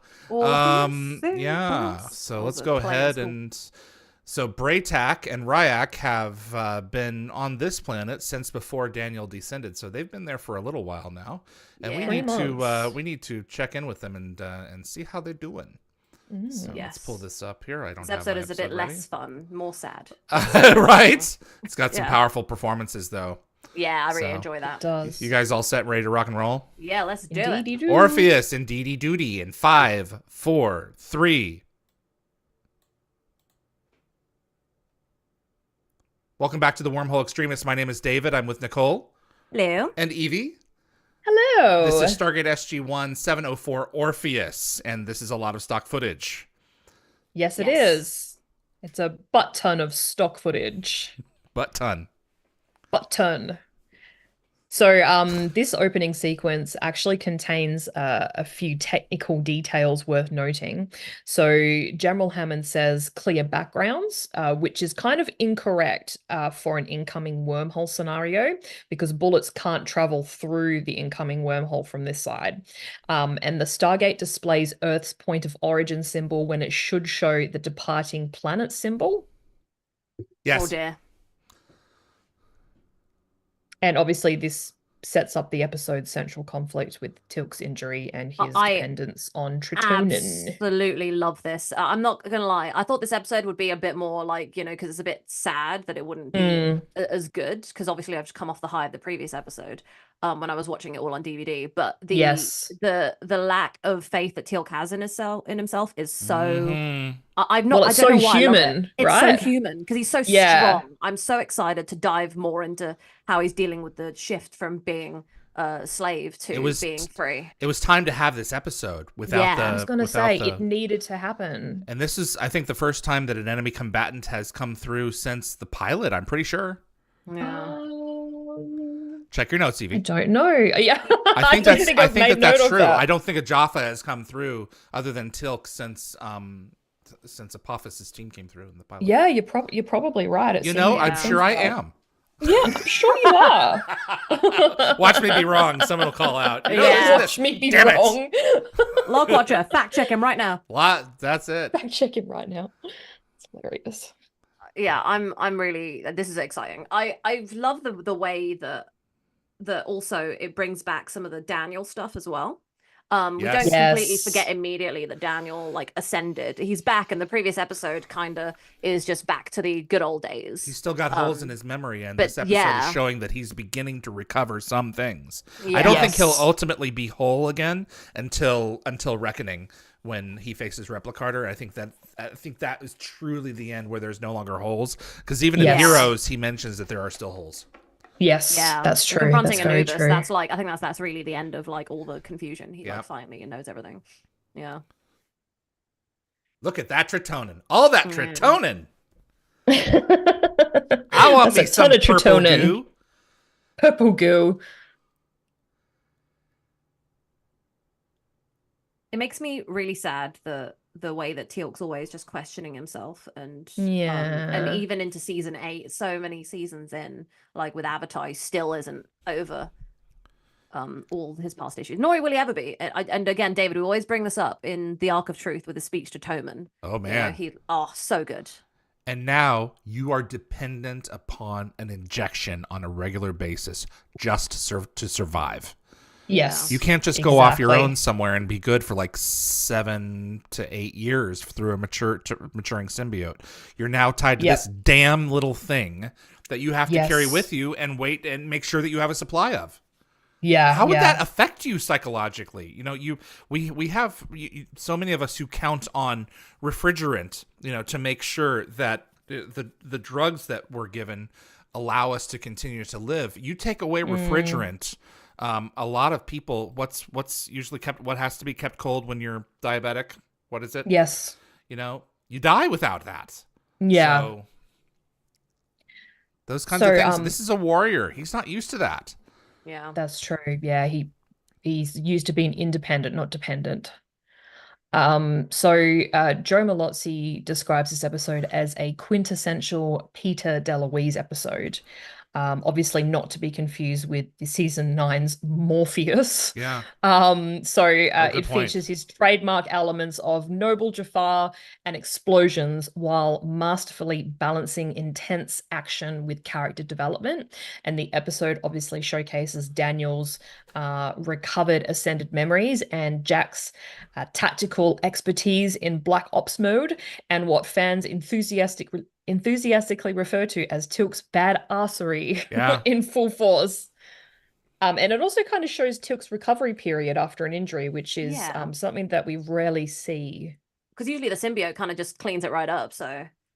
But we don't really see the journey of someone recovering from an injury. We usually just see the injury occur and then they're miraculously healed. Yeah. We don't see the in-between. Junior this works is sort of a little bit more background into the recovery period. So I guess it makes it seem more human. Yeah. I love this. I love how there's so much jello that's been consumed. He's like, I know. And O'Neill has been here. Yeah, did he bring the jello for Teal'c but then end up eating it himself? I think he ate it all himself. That's a very McKay thing to do, because McKay wants to eat everyone's pudding or whatever. O'Neill has regular stated, that desserts around him are in danger. So that's true. That's all true. Desserts just on base are in grave danger. Yeah. By the way, everyone in the chat said stuff about the coming through the gates. Somebody said, so Kevin said the last time we saw someone come through the gate was prophecy, but that obviously wasn't legit. And then we had Gene Diarra say David's right except for the Ritu and the guys in foothold. So David's wrong. Yeah. No, I meant Jaffa. I was talking about Jaffa. Oh, okay. Then David's very right. Yeah. Sufficiently right. I'm happy to be sufficiently right. I love how Teal'c did that relatable human head turn there to say that he was done. Yeah, you wanted dismissed. to be done with Daniel. You may go away now. Yeah. So Teal'c's physical therapist is played by Sherry Knoll, who usually works as Amanda Tapping's double, and she later appears in 3 episodes of Atlantis as an unnamed scientist. And also, Carter's critique here of Signs was a highlight for Joe Malozzi, who wished that they could have reviewed other M. Night Shyamalan films in Stargate. I'm glad they got this one in because I love really this funny. film. I loved Signs. It is good. I also love seeing that, Daniel hits the gym. They all have to hit the gym. They all have to be fit. And, the Indiana Jones stereotype continues, and I'm all for it. Absolutely. Got to get some muscles for our not paleontologists, our archaeologists. Paleontologists. Where's my mind? I love how they're actually glistening. It doesn't look like they've worked out, but they've got absolutely no sweat on them, which sort of sometimes happens. They all look so good. Look how muscular he is. Ugh. I hate that I always end up objectifying these people, but they're so attractive. It's so hard for me to be like, oh yeah. Yeah, they're not selected at random to be on television. No, they're beautiful. Look at them. Yeah. Listen to your physician. They know when you need to stop. Stop pushing Exactly. yourself. You're going to cause more damage. Yep. I kind of it's not like I know how Teal'c feels, but I mean, I haven't been shot in the belly with a staff weapon, but it brings to mind my recovery after I had back surgery because they actually went through my stomach. Yeah. Wow. To repair behind, and he had spinal injuries as well. Yeah.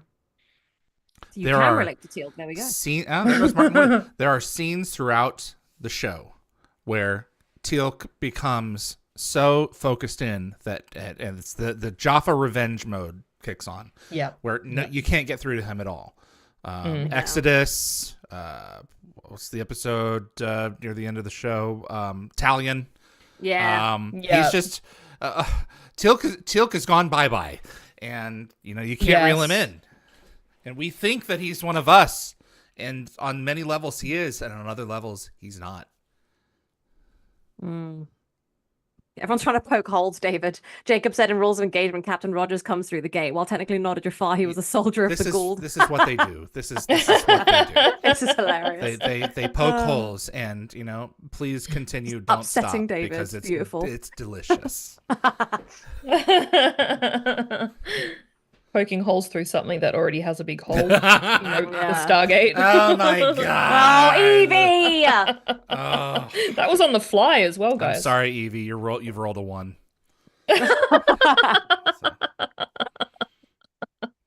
Like the one in SG-1? Yeah. Yvie, Hey, I'm Orpheus, gonna call everyone. Adam and get him to bunt you. Oh dear, oh dear. Oh boy. You could do the O'Neill stop. Look at that face. Yeah. Yes. I'm not ready. Yeah, I'm he's telling just you, you're not even ready. listening. He's done. It's so upsetting, but it's He's really cool to hyper-focused. see. Yeah. Yeah. Did you notice that transition? I loved that. With the bar going past the screen and then switches to Walter. I've never noticed that before. Very cool. Damn good direction. Yeah. Good job, Martin Wood. I'm assuming because he's in shot. So. Daniel's trying to trigger his memory. He keeps on seeing and hearing certain things. Yeah. Oh, I had noted that this episode was written and directed by Peter DeLuise. There we go. Oh, then Martin Wood just makes an appearance. Martin Wood makes an appearance. Yeah. There are often times where they do pickups and the man, it went completely through him. That singed him. They do pickups and individual directors will direct certain scenes. Yet still the credit goes to another episode. Martin Wood will be like, this is so and so's, but I remember directing this scene when it's on reruns. Oh wow. Okay. Sharing the love. Yep. But I there's no record of any of those details, so otherwise it would be like, ooh, I want to know all those sub scenes that were directed by other people. Just for I guess information. it's the same with the written by, story by, teleplay by. I think sometimes there are some writers that are missed, because I can't remember the exact episode, but there was an episode that was credited to somebody else, but apparently it was like Martin Garrow was credited by like for Robert C. Cooper. Yes, Martin Garrow was credited on screen for the powers that be, but it was majority written by Robert C. Cooper. Yes, So, yeah. Well, I like this scene because they try to give him a pep talk, and then Jack's like, you know what, I'm done with being peppy. We're going to that was a quote from a different episode, which he just cuts the crap and just goes straight through, and he's like, tell me what the hell's going on as your commanding officer. Here's your gold language education for the day. Weakness and death are the same word. It hurts me that he's free from the Gould symbiote, which is what kept him enslaved to some degree, despite being free all this time. And he's now like, he's not missing it, but it made him strong, and now he feels weak without it. And it's like, it just breaks my heart that he found strength in the thing that enslaved him. And I really like that this episode has him coming to terms with the fact that the thing that enslaved him wasn't what made him strong. It was just him. It was just a byproduct of his life. You know, he didn't. Have you heard of Stockholm syndrome, Nicole? It's a real thing. Yeah. It's real twisted. Yep. It's sick and twisted. And yet they like make great animated features out of it. yeah, I'm not Beauty gonna and lie. the Stockholm I Syndrome. love a bit of Stockholm Syndrome in my books. Most of my books start like that.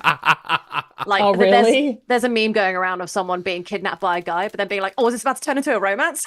And it's The just number like, one oh, no. Oh my 50 God. Shades of Grey proved this. The number one seller 100%, of books are women taming the beast, taming. Exactly. Yeah. We love it. There's something to be said for that. Speaking of Teal'c, speaking of Beast, who is Teal'c, he's so buff and excellent. I absolutely love just the way that I didn't even think about it before, the way you're describing it, David, with Stockholm Syndrome, is that he is essentially like it's his abuser. He's got this Yeah. abuser inside him who gave him some power, Yeah. but then also took it away. And so this is That's him true. defeating his abuser. And this is wow, David, I'm not gonna lie, never seen it like that. Like I've Oh, always really? like I've never looked at it as Stockholm Syndrome, and like I've never looked at it like that. Thank you, David. Well, Brilliant. as Jack would say, well, you know. You're welcome. So I love and I like and dislike these scenes. The episode finishes with this one as well, this scene as well. It And does. I will get to my Yeah. dislike for it at the end of the episode. Okay. But I love that Daniel is reaching into his mind, using Yeah. Well, meditation. the numerous candles in Tilt's quarter should logically have triggered the sprinklers. So there was some fans on Reddit that joked that Tilk is too hardcore for sprinklers. I'm sure that he turned them off. Oh, here we go. Okay, so Peter DeLuise and the cinematographer Peter West crafted these vision sequences using sort of distinctive technical choices. Apparently, they shot on 16mm film instead of the standard 35 and employed deliberate desaturation, and they used push processing techniques. So all of these elements combined to create sequences that felt like disconnected from reality and like perfectly captured Daniel's fragmentary memories as they return. You'd be surprised how much of the show was shot in Super 16 over the years to save money. Oh, wow. Yep. Well, save money when you can. Yep. Yeah. For the last episode of the Yep. the season. They would add grain into a lot of visual effects shots just to match throughout the show. I love that. So this episode really great. parallels, I think, Daniel and Tilk's struggles, like Yeah. one with lost memories and the other with lost physical strength. And also Yeah, they're there both was a a bit point lost. made on a blog by someone going by Nerdgate Hobbit, and they said that this episode might mark a turning point for Daniel and Tilk, who historically maintained distance, sort of due to Share's capture and death. A little bit Followed of by it, Daniel's yeah. ascension. Like they typically have been closer to Sam and Jack than each other.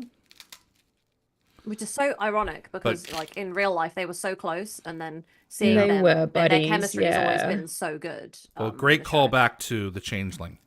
Yeah, I Great really call love back. that Yes. scene. The way that Teal'c shows his appreciation. Daniel has no memory of saving. No, he Teal'c, doesn't. but- Not yet. But he saved him so beautifully. Yeah. Rachnor, get your Rachnors here. I loved Obi. Yeah, So- Yes, we all love Obi. it's nice. to So see him I back. believe the production team created this convincing massive labor camp through some clever techniques. They filmed apparently 40 to 50 extras multiple times in different positions and costumes, and then combined the footage in post-production. Smart. And the blonde camp commander that we see is played by David Richmond Peck, who deliberately he was deliberately styled apparently with bleached hair and the white contact lens to make him instantly recognizable. And apparently his character was inspired by Ralph Fiennes' portrayal in Schindler's List. Oh. Interesting. Did not know that. And apparently on the DVD commentary, Peter DeLuise gave him a compelling backstory. He said that he lost an eye in a battle and was demoted to running this death camp, Oof. kind of adding a bit of depth to the Interesting. character. Well, which is another reason why he's going to take it out on these innocent people. Yeah. He's wearing the collar that Braytak wore in Threshold. Yeah. Oh. Also, if you watch this scene carefully and you look at the prisoners that are lined up set for execution, the two at the end, they're actually wearing Satesh symbols on their Yeah, foreheads. he still has Which, fans like, out there despite being on like, Earth for yeah, centuries. but like he was apparently stranded on Earth for millennia, so some people are calling it kind of a bit of a goof. You think so? When Jaffa go yeah. in, they go in a big way. Yeah, maybe.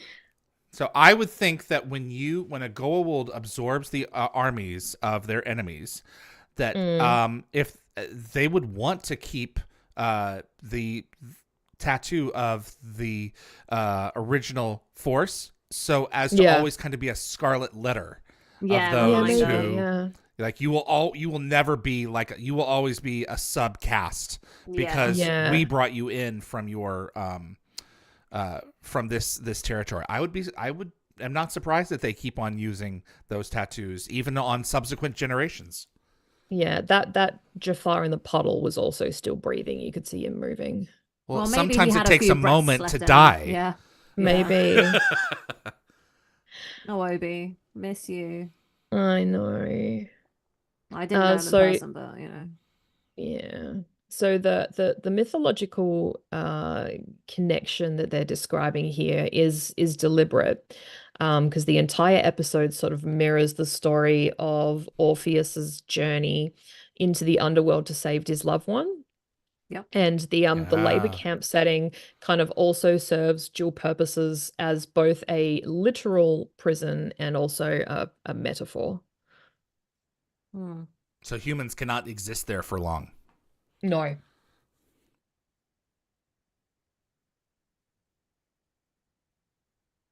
Indeed. So they were intentionally going there to recruit, and then they got captured. Yes, they did. I forgot.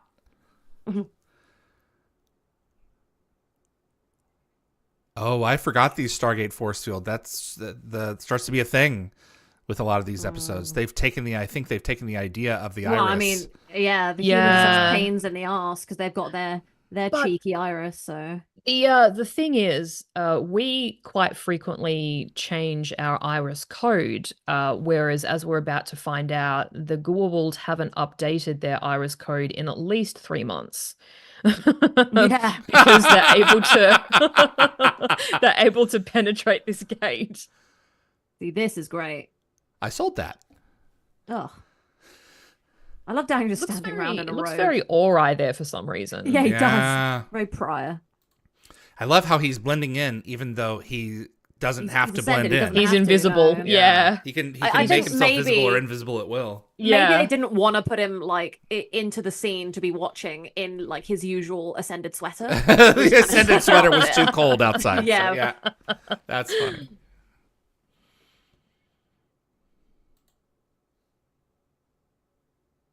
So smart. And they can just I absolutely love the way that they've all just fallen back into this beautiful chemistry they have with each other. They like never lost it. It's all seamless. Perfect. Seamless. It's like Daniel wasn't missing for a whole season at all. Yeah. And Jonas who? Oh, no, that's wow. It feels like that's what they're thinking. You don't mean that. Yeah.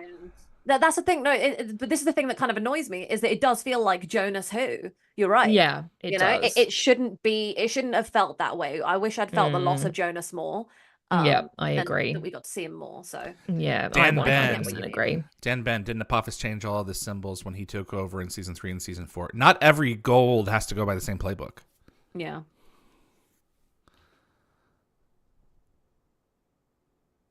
Look, what said the 50 various actors had to show up every day and get dirty before starting the day. That sounds fun. Go around in some mud before you know. Right, exactly. Go on camera. I took a shower, so I really am clean, but I'm dirty on the outside. Yeah. So. Yeah. Oh, so there's a goof coming up. So watch the guard on the ground behind Sam and Daniel. He actually lifts his head despite being unconscious. Behind Sam and Daniel, okay. So as they come through, they stand there for a second, and the guy behind them lifts up his head. But he is kind of oddly positioned, so can you see him? shot. Go back He to is sleep. having to hold his head up though. His head is not resting on the ground, so that was No. probably his Oh, mistake. okay. Gonna put a cushion in there or something. Yeah. So I might have said this before, but like, I'll wait till it comes. Okay. Those suits are not easy to wear. I've worn one at I least bet. once. What a cool prop. Yeah. Oh. Nicole, don't you feel like we need some sort of montage of David wearing different costumes from the show? I do. Yes, David. I would like to see you. Those dress photos are on accordingly. my hard drive and they will never be shown. How dare you? Can we see them? Like, They will not the never stream. see the light I of day. don't know. I don't know. If they're on your screens, you could screenshot them. So Oh no, David, we can come over to your house and you can show them to us in the yeah, comfort just of your fly home. right on over. Evie. Yeah, exactly. Nicole. Easy Okay. peasy. Let's do it. Yeah. That's funny. Yes, I'll allow you to see them then. Mm. Then you will like wipe our memories or something. Does afterwards, Ryak so have we a don't symbiote? actually remember them. Yeah, I think so. Yeah, Okay. I don't think Yeah, I he's don't on think he's Tritonen. migrated. Like, I think Okay. the thing is, Teal'c and Braytak are like a weird trial run, right? Where like Yeah. they had to out of Mm. desperation, and Yep. they haven't started migrating everyone onto Tritonen yet. So you can't go Yeah. back to the symbiote once you've started taking it? No, we Okay. find out I it later guess on in the season, not. don't we? In Birthright, they talk about how Mm. you when it doesn't work and you reintroduce a symbiote, your body just rejects it and you die anyway. Wow. So I think like instead of exciting. using Tritonen, they really should have just used whatever Braytak has that keeps that man like going, because he has like this stubborn refusal to die. yeah. Yeah. And He I doesn't think need that is Tritonen, probably the most just powerful natural stubbornness. resource in the galaxy. Yeah. There are people I Also- know who I'm like, you're never gonna die. Too stubborn. Isn't that Okay, Peter? so Jack just asked for this weapon from someone he called Penhel. Yeah. So that name is actually not randomly chosen. It's a nod to Peter DeLuise's past role in 21 Jump Street. And we have actually seen that actor Nicholas Barrick in a bunch of episodes. Oh, okay. This episode also marks the first and only time I believe that a main character uses a sniper rifle. Though the television violence restrictions did require some creative filming techniques, which I'll mention later. Interesting. I didn't realize that. That's very cool. I'm gonna be here for a while. How long was RDA on set for this? Because like I feel like I'm They seeing could it have a shot lot. all this in a day and a night. Yeah. So, yeah. Yeah, they do utilize his limited availability quite well. Mm-hmm. Yeah. Like honestly, I'm barely telling he's gone, and that's how Mm. much of a well-oiled machine Stargate Yep. is that you barely notice his absence. Yep. And that's not a slight on Rick. It's just excellent work, guys. Oh, the bucket hat. Daniel's bucket hat. That's is right. back. He's It so does make silly. back. appearances. Haven't seen that thing in years. Oh. He now wears like the bandana to be cool, so it's fun to see it. He does have a good bandana face. He does. Actually, he has a good hat face in general. He's just, you know what, Evie? He's just really damn hot. Mm. Does he have a parabolic was mic? Is that how he's translating. hearing it? Is that what that Yes, is? yeah. Okay, that's awfully far. Gamartoki. It We've is heard very that far, before. but you can because you can hear you can hear the dialogue quite clearly. So yeah, it must be the mic that he's using. For crying out loud. Okay, he's berating them. I get it.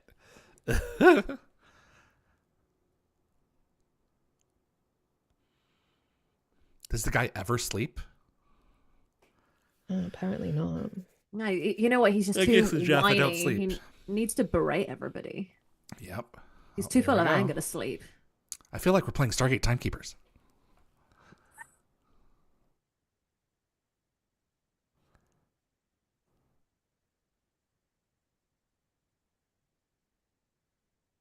Oh, So I guess- Ryak, you silly Billy.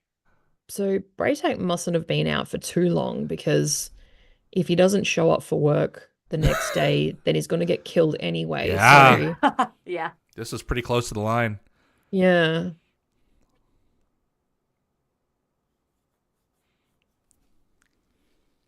I got you Yeah, a fresh give him, one. Give him a little squirt of the good stuff. No beef.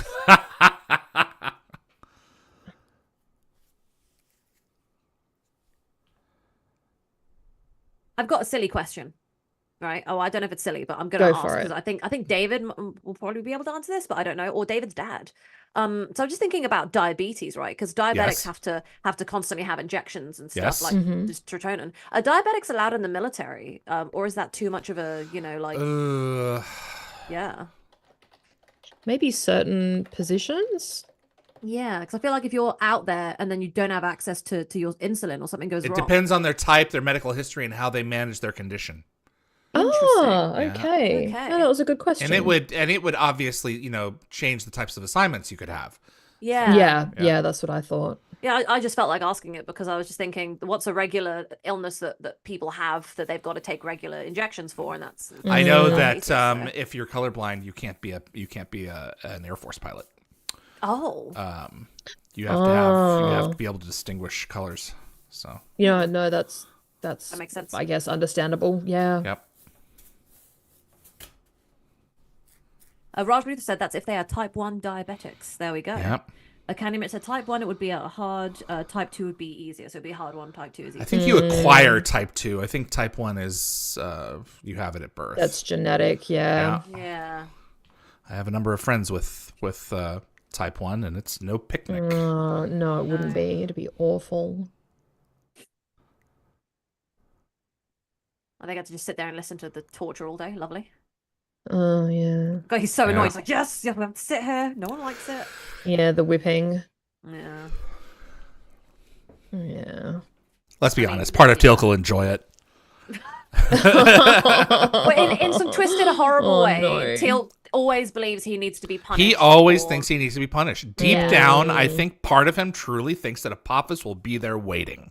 Yeah. Yeah. Which is so twisted. there and sad. is a sadistic, and it goes back to the same kind of issue with the Stockholm syndrome. Yeah. Yes. He was yeah, it's so raised deeply in that encoded. society. Yeah. Yeah.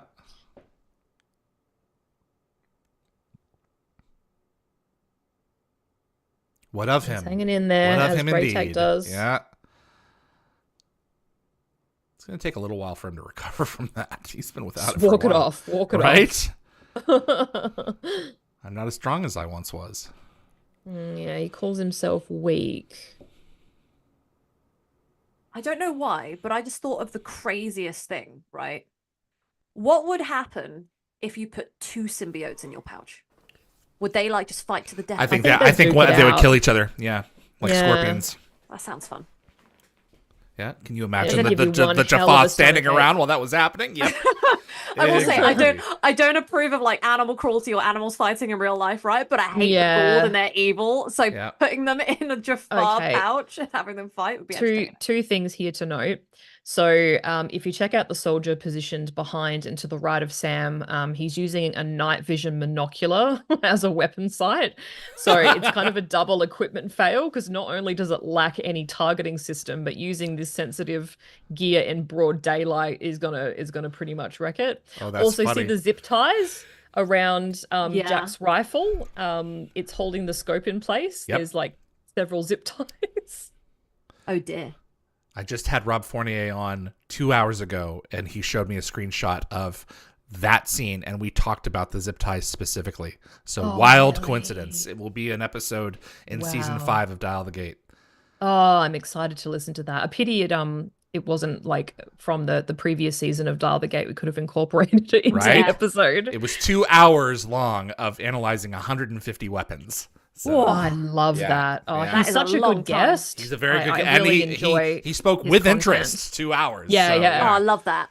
So, Passion. yep, that's it.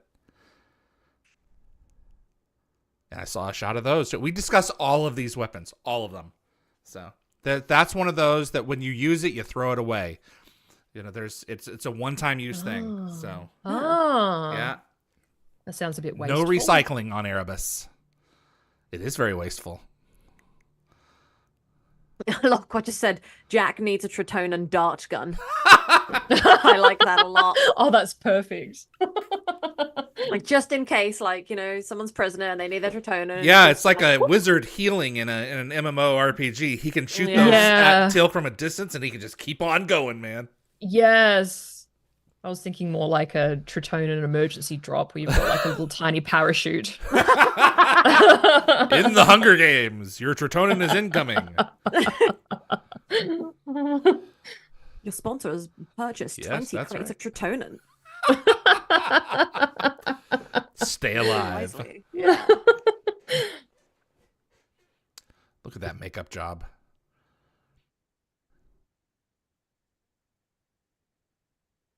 Honestly, like Teal'c is like the strongest Jafar we know in so many Yes. ways, and calling Yep. himself weak is Yep. horrible.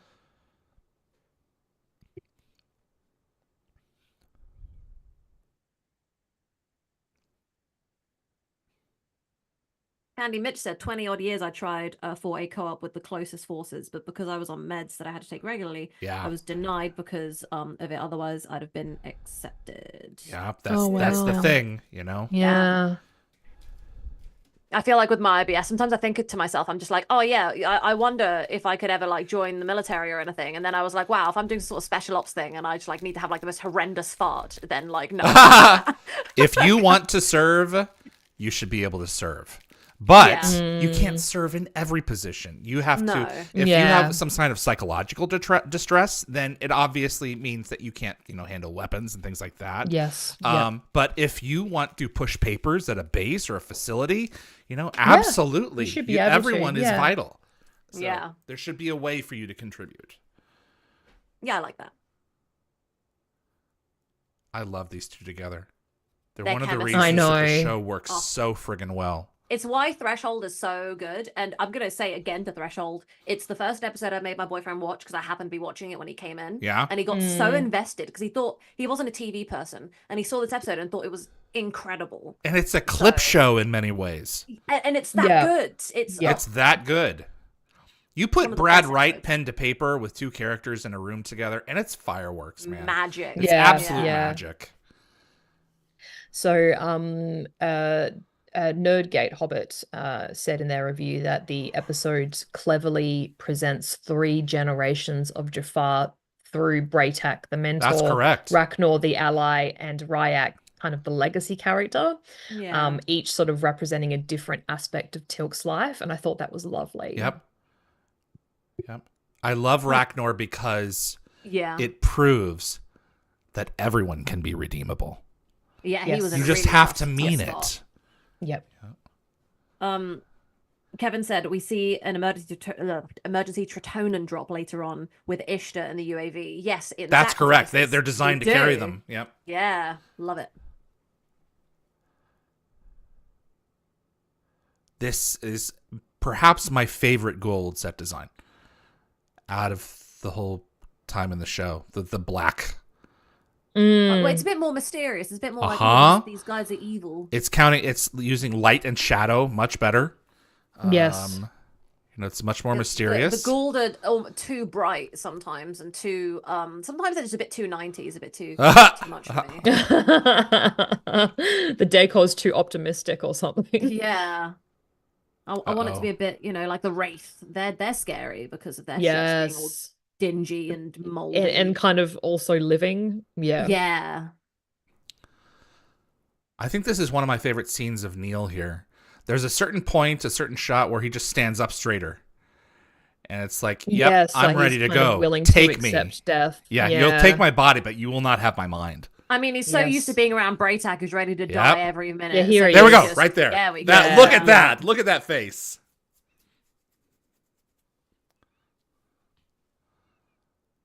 And for I a will beat, take I this. actually like this guy for the substitution, because even though he is running this camp, he's not going to slaughter Ryak willingly. He has honor and says, I will allow this substitution. Even though this kid may give me trouble in the future, I will He's allow Yeah. this. Stronger. And Well, he that probably is, has, like, I some have sort to of- give that guy credit. Yeah. He probably has some sort of camp quota that he needs to That's meet. true too. I'm sure So he's thinking about he that as needs well. Sort of able bodies. But They someone, don't have to be willing, there has but to be able. some kind of an example made. And, Yeah. I mean, he's definitely more Ray Fiennes kind of level, but yep. Mm. What a good scene.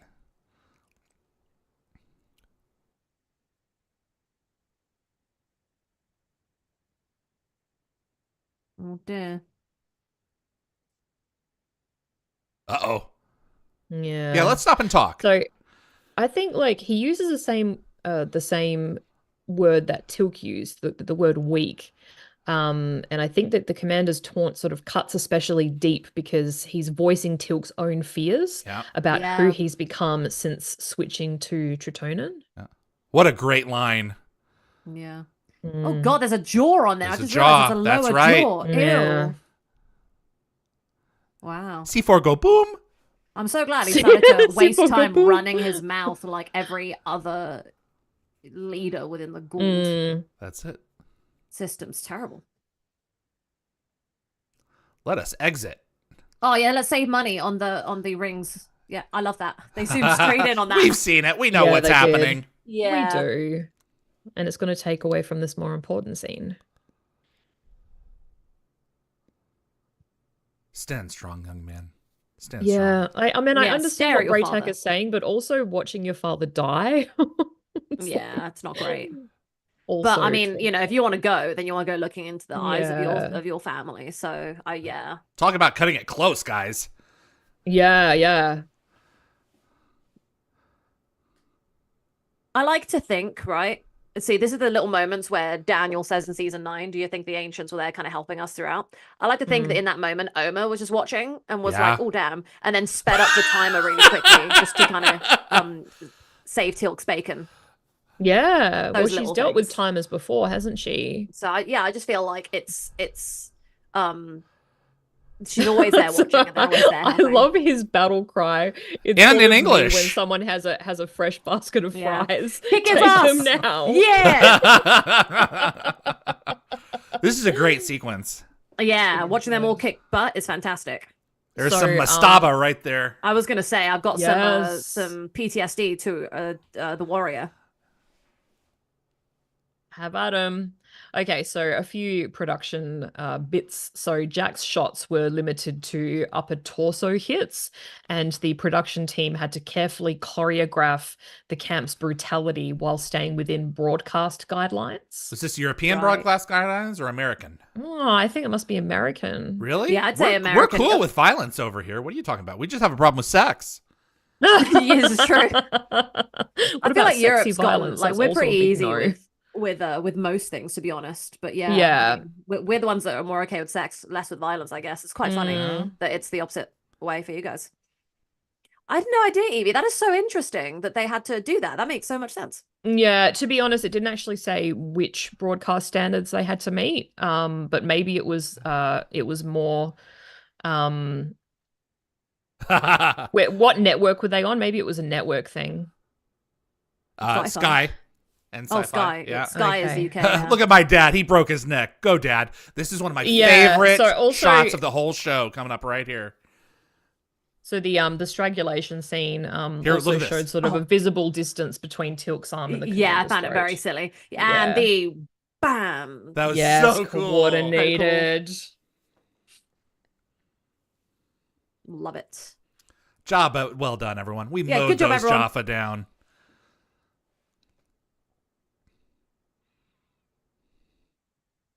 Alpha Site, Yay. where they will begin their deprogramming. Yeah. Hammond of Texas.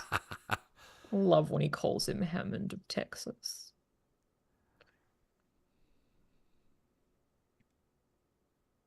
Indeed. There's one of 164 right there. Yeah. Okay, so I know, David, you have some beef with this scene. Yeah, what's the beef? I was going to say, I have something to Go say ahead. as well. Proceed. So I'll just quickly say that Daniel's closing speech about belonging has sort of added significance, I think, with many fans interpreting it as Michael Shanks's own reflection on temporarily leaving the show and realizing he sort of belonged here. And I think that the episode also masterfully concludes by showing both Daniel and Tilk discovering their value in their normal states. So Yeah. so their new normal states. So Daniel realizes his human form allows him to actively fight for what he believes in rather than being constricted by the non-interference rules of ascension. And meanwhile, Tilk learns to embrace his, shall we say, empty pouch era, understanding that his strength as a warrior comes from more than just physical power. And as Nerdgate Gabbett points out, both characters learn that being different from who they once were doesn't make their causes less achievable. It just means they have to find new ways to fight for them. I like that. I don't buy it. Okay. I don't buy. For the first time, I feel like I belong. I'm really have always been bothered by that statement. I don't think that at this point in 7 seasons of the show, that Daniel would only feel now that he's returned that for the first time in my life I belong. Sure. I just don't buy it. I do only because of the end of season 5 when he goes. But okay.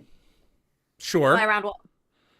But belonging is not the same as feeling you've accomplished something on a life-changing level. So we may be an apples and oranges thing, but that's Orpheus.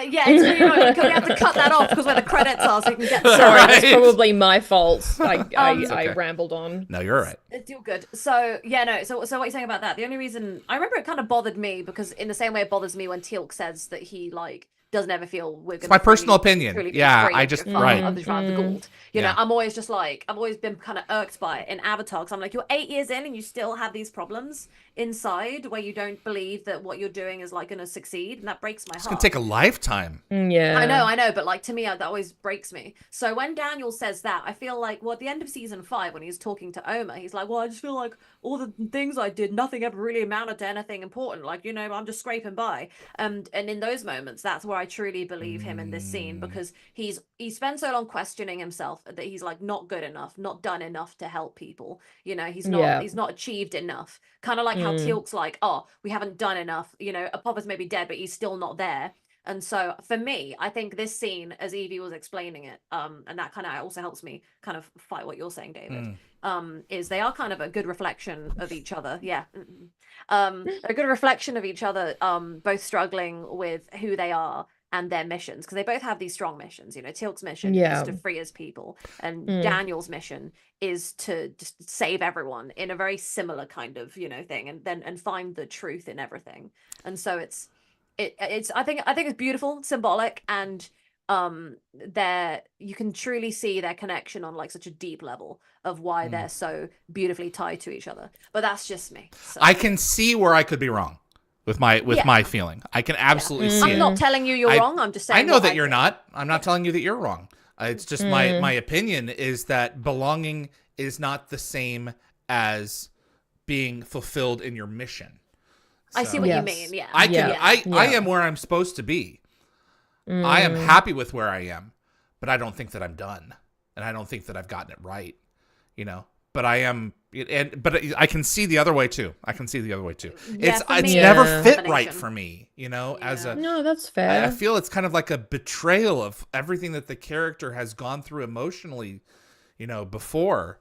Yeah, but I can see how someone would be like, this is an answer to what he's saying to Oma for Meridian. That's a completely valid perspective.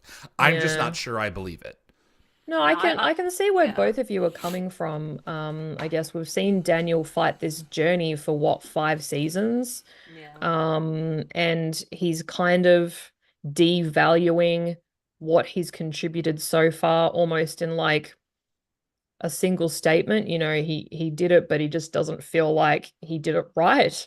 And I think it's sad, and I do really like how his journey is kind of paralleling, is that a word?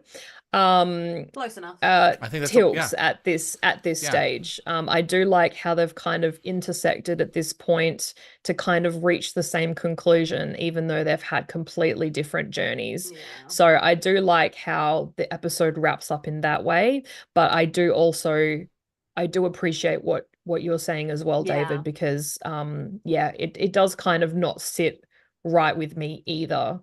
But I do get where they were going with it. the thing that I think that is beautiful about scenes like that, 7 years before, Teal'c made a choice to pick someone for Apophis to examine, and for his queen to say that one in her Goa'uld form. And because of that choice, Daniel remained past the pilot to stay on SG-1 to look for his wife, and had every reason to hate Teal'c for that decision. And 7 years on, it's not a part of how they treat one another. Yeah. Teal'c Daniel recognized that Teal'c was doing his job in just picking some flesh. And had he been able to stop it, he would have. It wasn't until SG-1 came along that it was the first he believed who could do it. Yeah. As he says. So. Throw back the threshold again, guys. And the pilot. We've got to die. The amount of times it plays. I love Threshold because it always brings us back to that. And you know what? Teal'c episodes, some of them miss, some of them hit. Like any episode, there are some ones that are based on characters where I'm like, nah. But so many of the Teal'c ones are so beautiful and have such a brilliant like overarching story, and they connect on so many levels to different people in reality as well.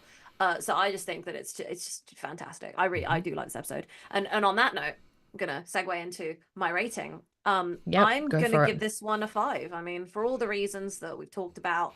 I love seeing Daniel using some of his ascended knowledge to help, proving time and time again he was there watching over us. Us them, but you know what I mean. From and us as well, maybe. Yeah. And I love the fact that Teal'c in that moment, he's like, "You saved me," and they have this. It's just such a beautiful bonding episode, and their relationship is magical. So yes, overall, just great episode, and Braytak and Ragnar and Ryak, so it's all a good time. So yeah, fun. This episode is tying so many things along, particularly from the Changeling, where I never thought that they would reference that again. And Daniel is at a specific point in his recovery where he doesn't remember these things, and there are people he helped along the way who can help fill in those details for him. This story is made possible because of that knowledge suddenly coming, back in force. Wonderful guest performances by everyone from Obi to Neil to Tony, all the way down. It's one of my more favorite Jaffa episodes, and yes, it is a 5 for me as well. Yeah. Okay. Excuse me while I scratch my back. Okay, that leaves me. Which I usually do off screen, but I'm on screen this entire episode because of Michael. So just suck it up, ladies and gentlemen. That's okay. That's understandable. You got to scratch an itch when you have it. I'm gonna scratch mine actually. Let's do that. Yeah, we'll just all scratch our backs. Thanks, I'll take Back it. scratcher. I was actually also going to give this episode a 5. We're triplets. It does really hit me in the feels. Yeah. I do really like, as I mentioned before, like the parallel journeys between Teal'c and Daniel sort of intersecting.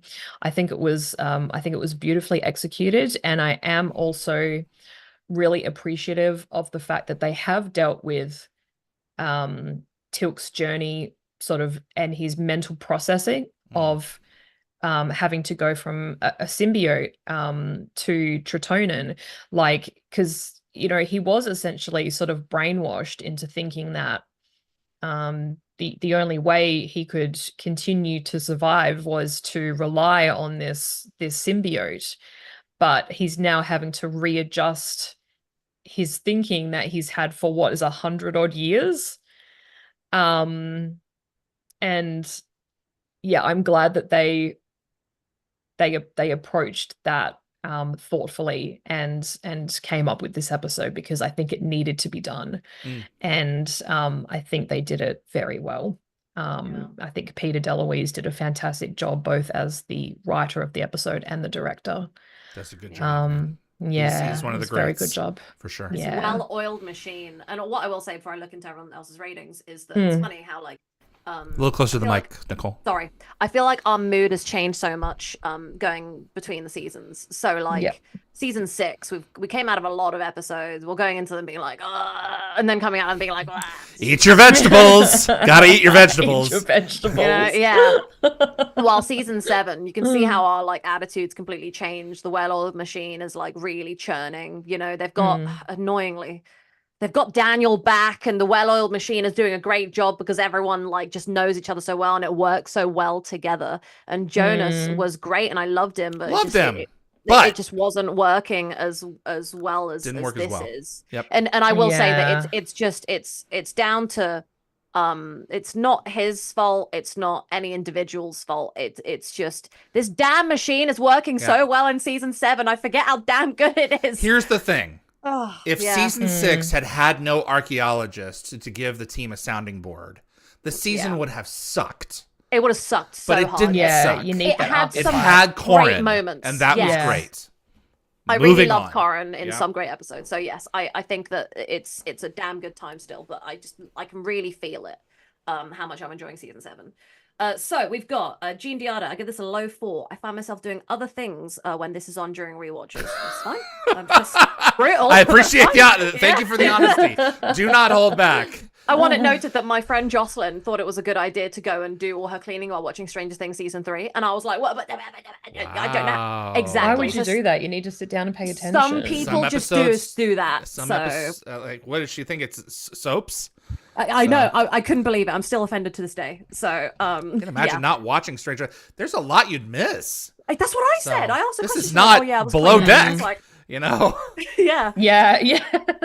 No shots fired at my friend Jocelyn. Just some people work differently, and that's what I'm saying. This is true. Yes, no shots, Jean Diada. Anthony, this one is a 5 for me. I enjoy it, but there's far better episodes to come in season 7. Heather says 5 out of 7, rounding up. Thank you, Heather. Appreciate it. And we're learning. We're learning, and we're walking. So, Kevin, this is a 5 out of 7 for me. Stuart, 4 out of 7. Jacob, I think it's an underrated and superb episode. Story's great, acting's great, and it looks great. Feels almost like a small film. Strong 6 chevrons. I've just realized, by the way, guys, I don't know if I prefaced this for the stream. I have a cold, and I've been nasal this whole time. I haven't heard it. Oh, no, good. I haven't heard it Thank either. God. And you're still tuned in. This was a big stream with Michael, so that's good. Jeff heard it so bad last night. He was like, "Oh, you sound like crap," and I was like, well, "Oh, good." You're taking you sound something really that's really clear. helping. So I'm taking loads of on vitamins you. right now. Thank you. Those vitamins. Those vitamins. Yeah, I took a shot of like vitamin C. I've been drinking vitamin water the whole time. Carrying on. Shimmer and Victoria. There's a lit at the end of the tunnel. I was about to flip you off, but no swearing on this stream. That's right. Not even you, physical David. swearing. All right. There you go. Dear, oh dear. Yeah, Shimmer not Victoria, usually. 5. I love the Janet and Teal'c scenes, which I wish we had a lot more of. Yeah, I enjoyed that. That's a really good point. Raj said my rating for Orpheus is 5 out of 7 chevrons. Does this first prove that Daniel's ascended memories were not removed but suppressed? Yes, They I were think so. suppressed. No, that's Oma made it so that he could slowly take them back. Do they so. still have them she found after a loophole. episode That threads? is so like Raj her. says. Yeah, I think so. That is so like her. Yeah. Candy Mitch says 5. Oddly, this is one I sometimes skip. Well, yeah. So I mean, sometimes if you're not in the mood, just skip away. Sure. Randall Wong said people spend quite some time in a bacta tank. If a little mist could fix you, a bath seems like a waste. I was in like the tanks from Star Wars. Yeah. That'd be Star nice Wars in the Republic process. Commando. Big time. Like a nice spa time just to get you rejuvenated. Lockwatcher, this is a strong 4. Great acting from Teal'c and Braytag. The Kel Nareem scenes is both important and silly. It must take an hour to light all the candle, half hour to put them all out again. Jacob, and I do buy Daniel's closing line. I think it's a fitting reference to Meridian, and it wraps up Daniel's recent absence so we can move on with this arc. Yeah, it works for some people. You disagree with me? How dare you? How dare you? I said good for day. agreeing with me. Jed Ted, another 6 chevrons. Great Jafar-centric episode. Lewis Cox, 5 out of 7 for me. Gecko Fett, 5 out of 7. Lockwatcher said they could even hydrotonin and Jaffa cakes. The Gould would never know. Amazing. Dan Ben, 5 out of 7. Jacob said I almost gave it a 7, but I found the final battle way too convenient and rushed. I mean, yeah, it's a short. Kevin Weaver, Jacob, as David always says, you got to buy it. Yeah, you got to buy it. Classic quote from David. One of the things I'd love to go through the show and look at the franchise from a just in the nick of time perspective, how often that mechanic is used, and it is used in this one for sure. So yeah. Peace Rider gives it a 5 out of 7. That's our last rating. So mostly good. And huge list of folks. Thanks for all sticking around. Yeah, yeah, thanks, guys. absolutely. And Anthony says, I'm looking forward to Lifeboat on the next episode, and Michael's multiple personalities were Me fantastic. too. Yes, I'm very excited. It's going to be a really good time. Logwatch says, Nicole, you sound fine. Good, thank God. Yeah, I take so many pills and vitamins to try to live through the stream. Now I'm going to go like collapse on my dog's bed. On your dog's bed. Why I was your dog's sleeping on bed? there. Why? Explain this. What's I don't wrong like with to- your bed? So I don't like to sleep in my bed during the day because it feels lazy. And I was like, if I sleep in my You're bed, still I'm gonna get like, supine. I know. But like when I sleep in my bed, it's like it's my full sleep time, right? So I no longer nap on it because then my brain, I feel like it's trying to go full REM, and I'm like, no, I'm napping, right? So I sleep on my sofa usually, but then I like looked at my dog's bed and I went, that's just so much bigger, more comfortable. I can roll around on it some more. I'm gonna do that. So I mean, you know, I don't know if you want to share the photo, David, of me taking a nap on my dog's bed. I can from our pull that chat. up. It was really cute. My Let me dog's see the other here. side of it, underneath half my duvet. That's my napping sofa duvet Momento, por favor. that I have. But yeah, I just thought it was a 2-hour nap. It was a damn good nap. And then I woke up, and instead of getting up, I laid there and did research for this stream for the episode. I was sitting in bed like on my dog's bed, just like writing notes. Oh, Trying to pull this. Okay, I was logged into couldn't my sleep mother's on- profile because she was uploading gnomes for What a sale. cutie. She makes Valentine's gnomes. Is this in our shared feed? Aw. It's in our Facebook I shared it to you via the Wormhole Extremists chat that we have. Oh, on the floor here. This one? Here it is. Okay. Yeah, there's so that's okay. So we've got Addie on the left and then Nicole on the right. I love how you have to differentiate the two. Me and my dog. We're Yes, sharing yes. a duvet. What are you doing with that dog? And I'm not talking Yeah. about the dog. It's right. it's memory foam. I was like, it's so wide and comfortable, bigger than my sofa, so I'm just gonna go for it. So I had a great time. So that was a Alright. good couple hours to rejuvenate. This has been quite the yeah. string, folks. I really Yeah. appreciate y'all tuning in with Yeah, us. it This is quite a has. commitment of time, and we don't take it lightly that you are having a good time. So Yeah, if you thank enjoyed so the much. episode, click like. It does make a difference with the show and will continue to help us grow our audience. And Lockwatch said that must be a Spread the big dog. word. Yes, greyhound. She's She's a ginormous, greyhound. big That's for a it. girl. Don't too, open the so- doors; they'll bolt. Yeah, this is the most likes we've gotten She's on, a big on cat. our streams in so long as well. 30 likes. Thank you so much, guys. Please share with friends and Yes, keep watching. thank Come you. back. And if you can't catch us live, please leave your Chevron ratings in the comments In the because comments. Anthony will go get those. and add them Absolutely. later. Comments, So- Chevron No ratings, ratings are credit card ignored. numbers, and security codes. Preference, higher amounts of credit preferred. So, but yeah. Yep, absolutely. And all like your gate codes. So we can Pin numbers. penetrate New all pair of those. shoes. Penetrate. Implantation, a word I intend never to use again. All right. We appreciate you tuning in. My name is David. I'm with Nicole. Bye, guys. Thank you. Appreciate And that other girl. Thanks for joining us, everyone. You guys have a good night. Bye-bye. it. Bye. Bye.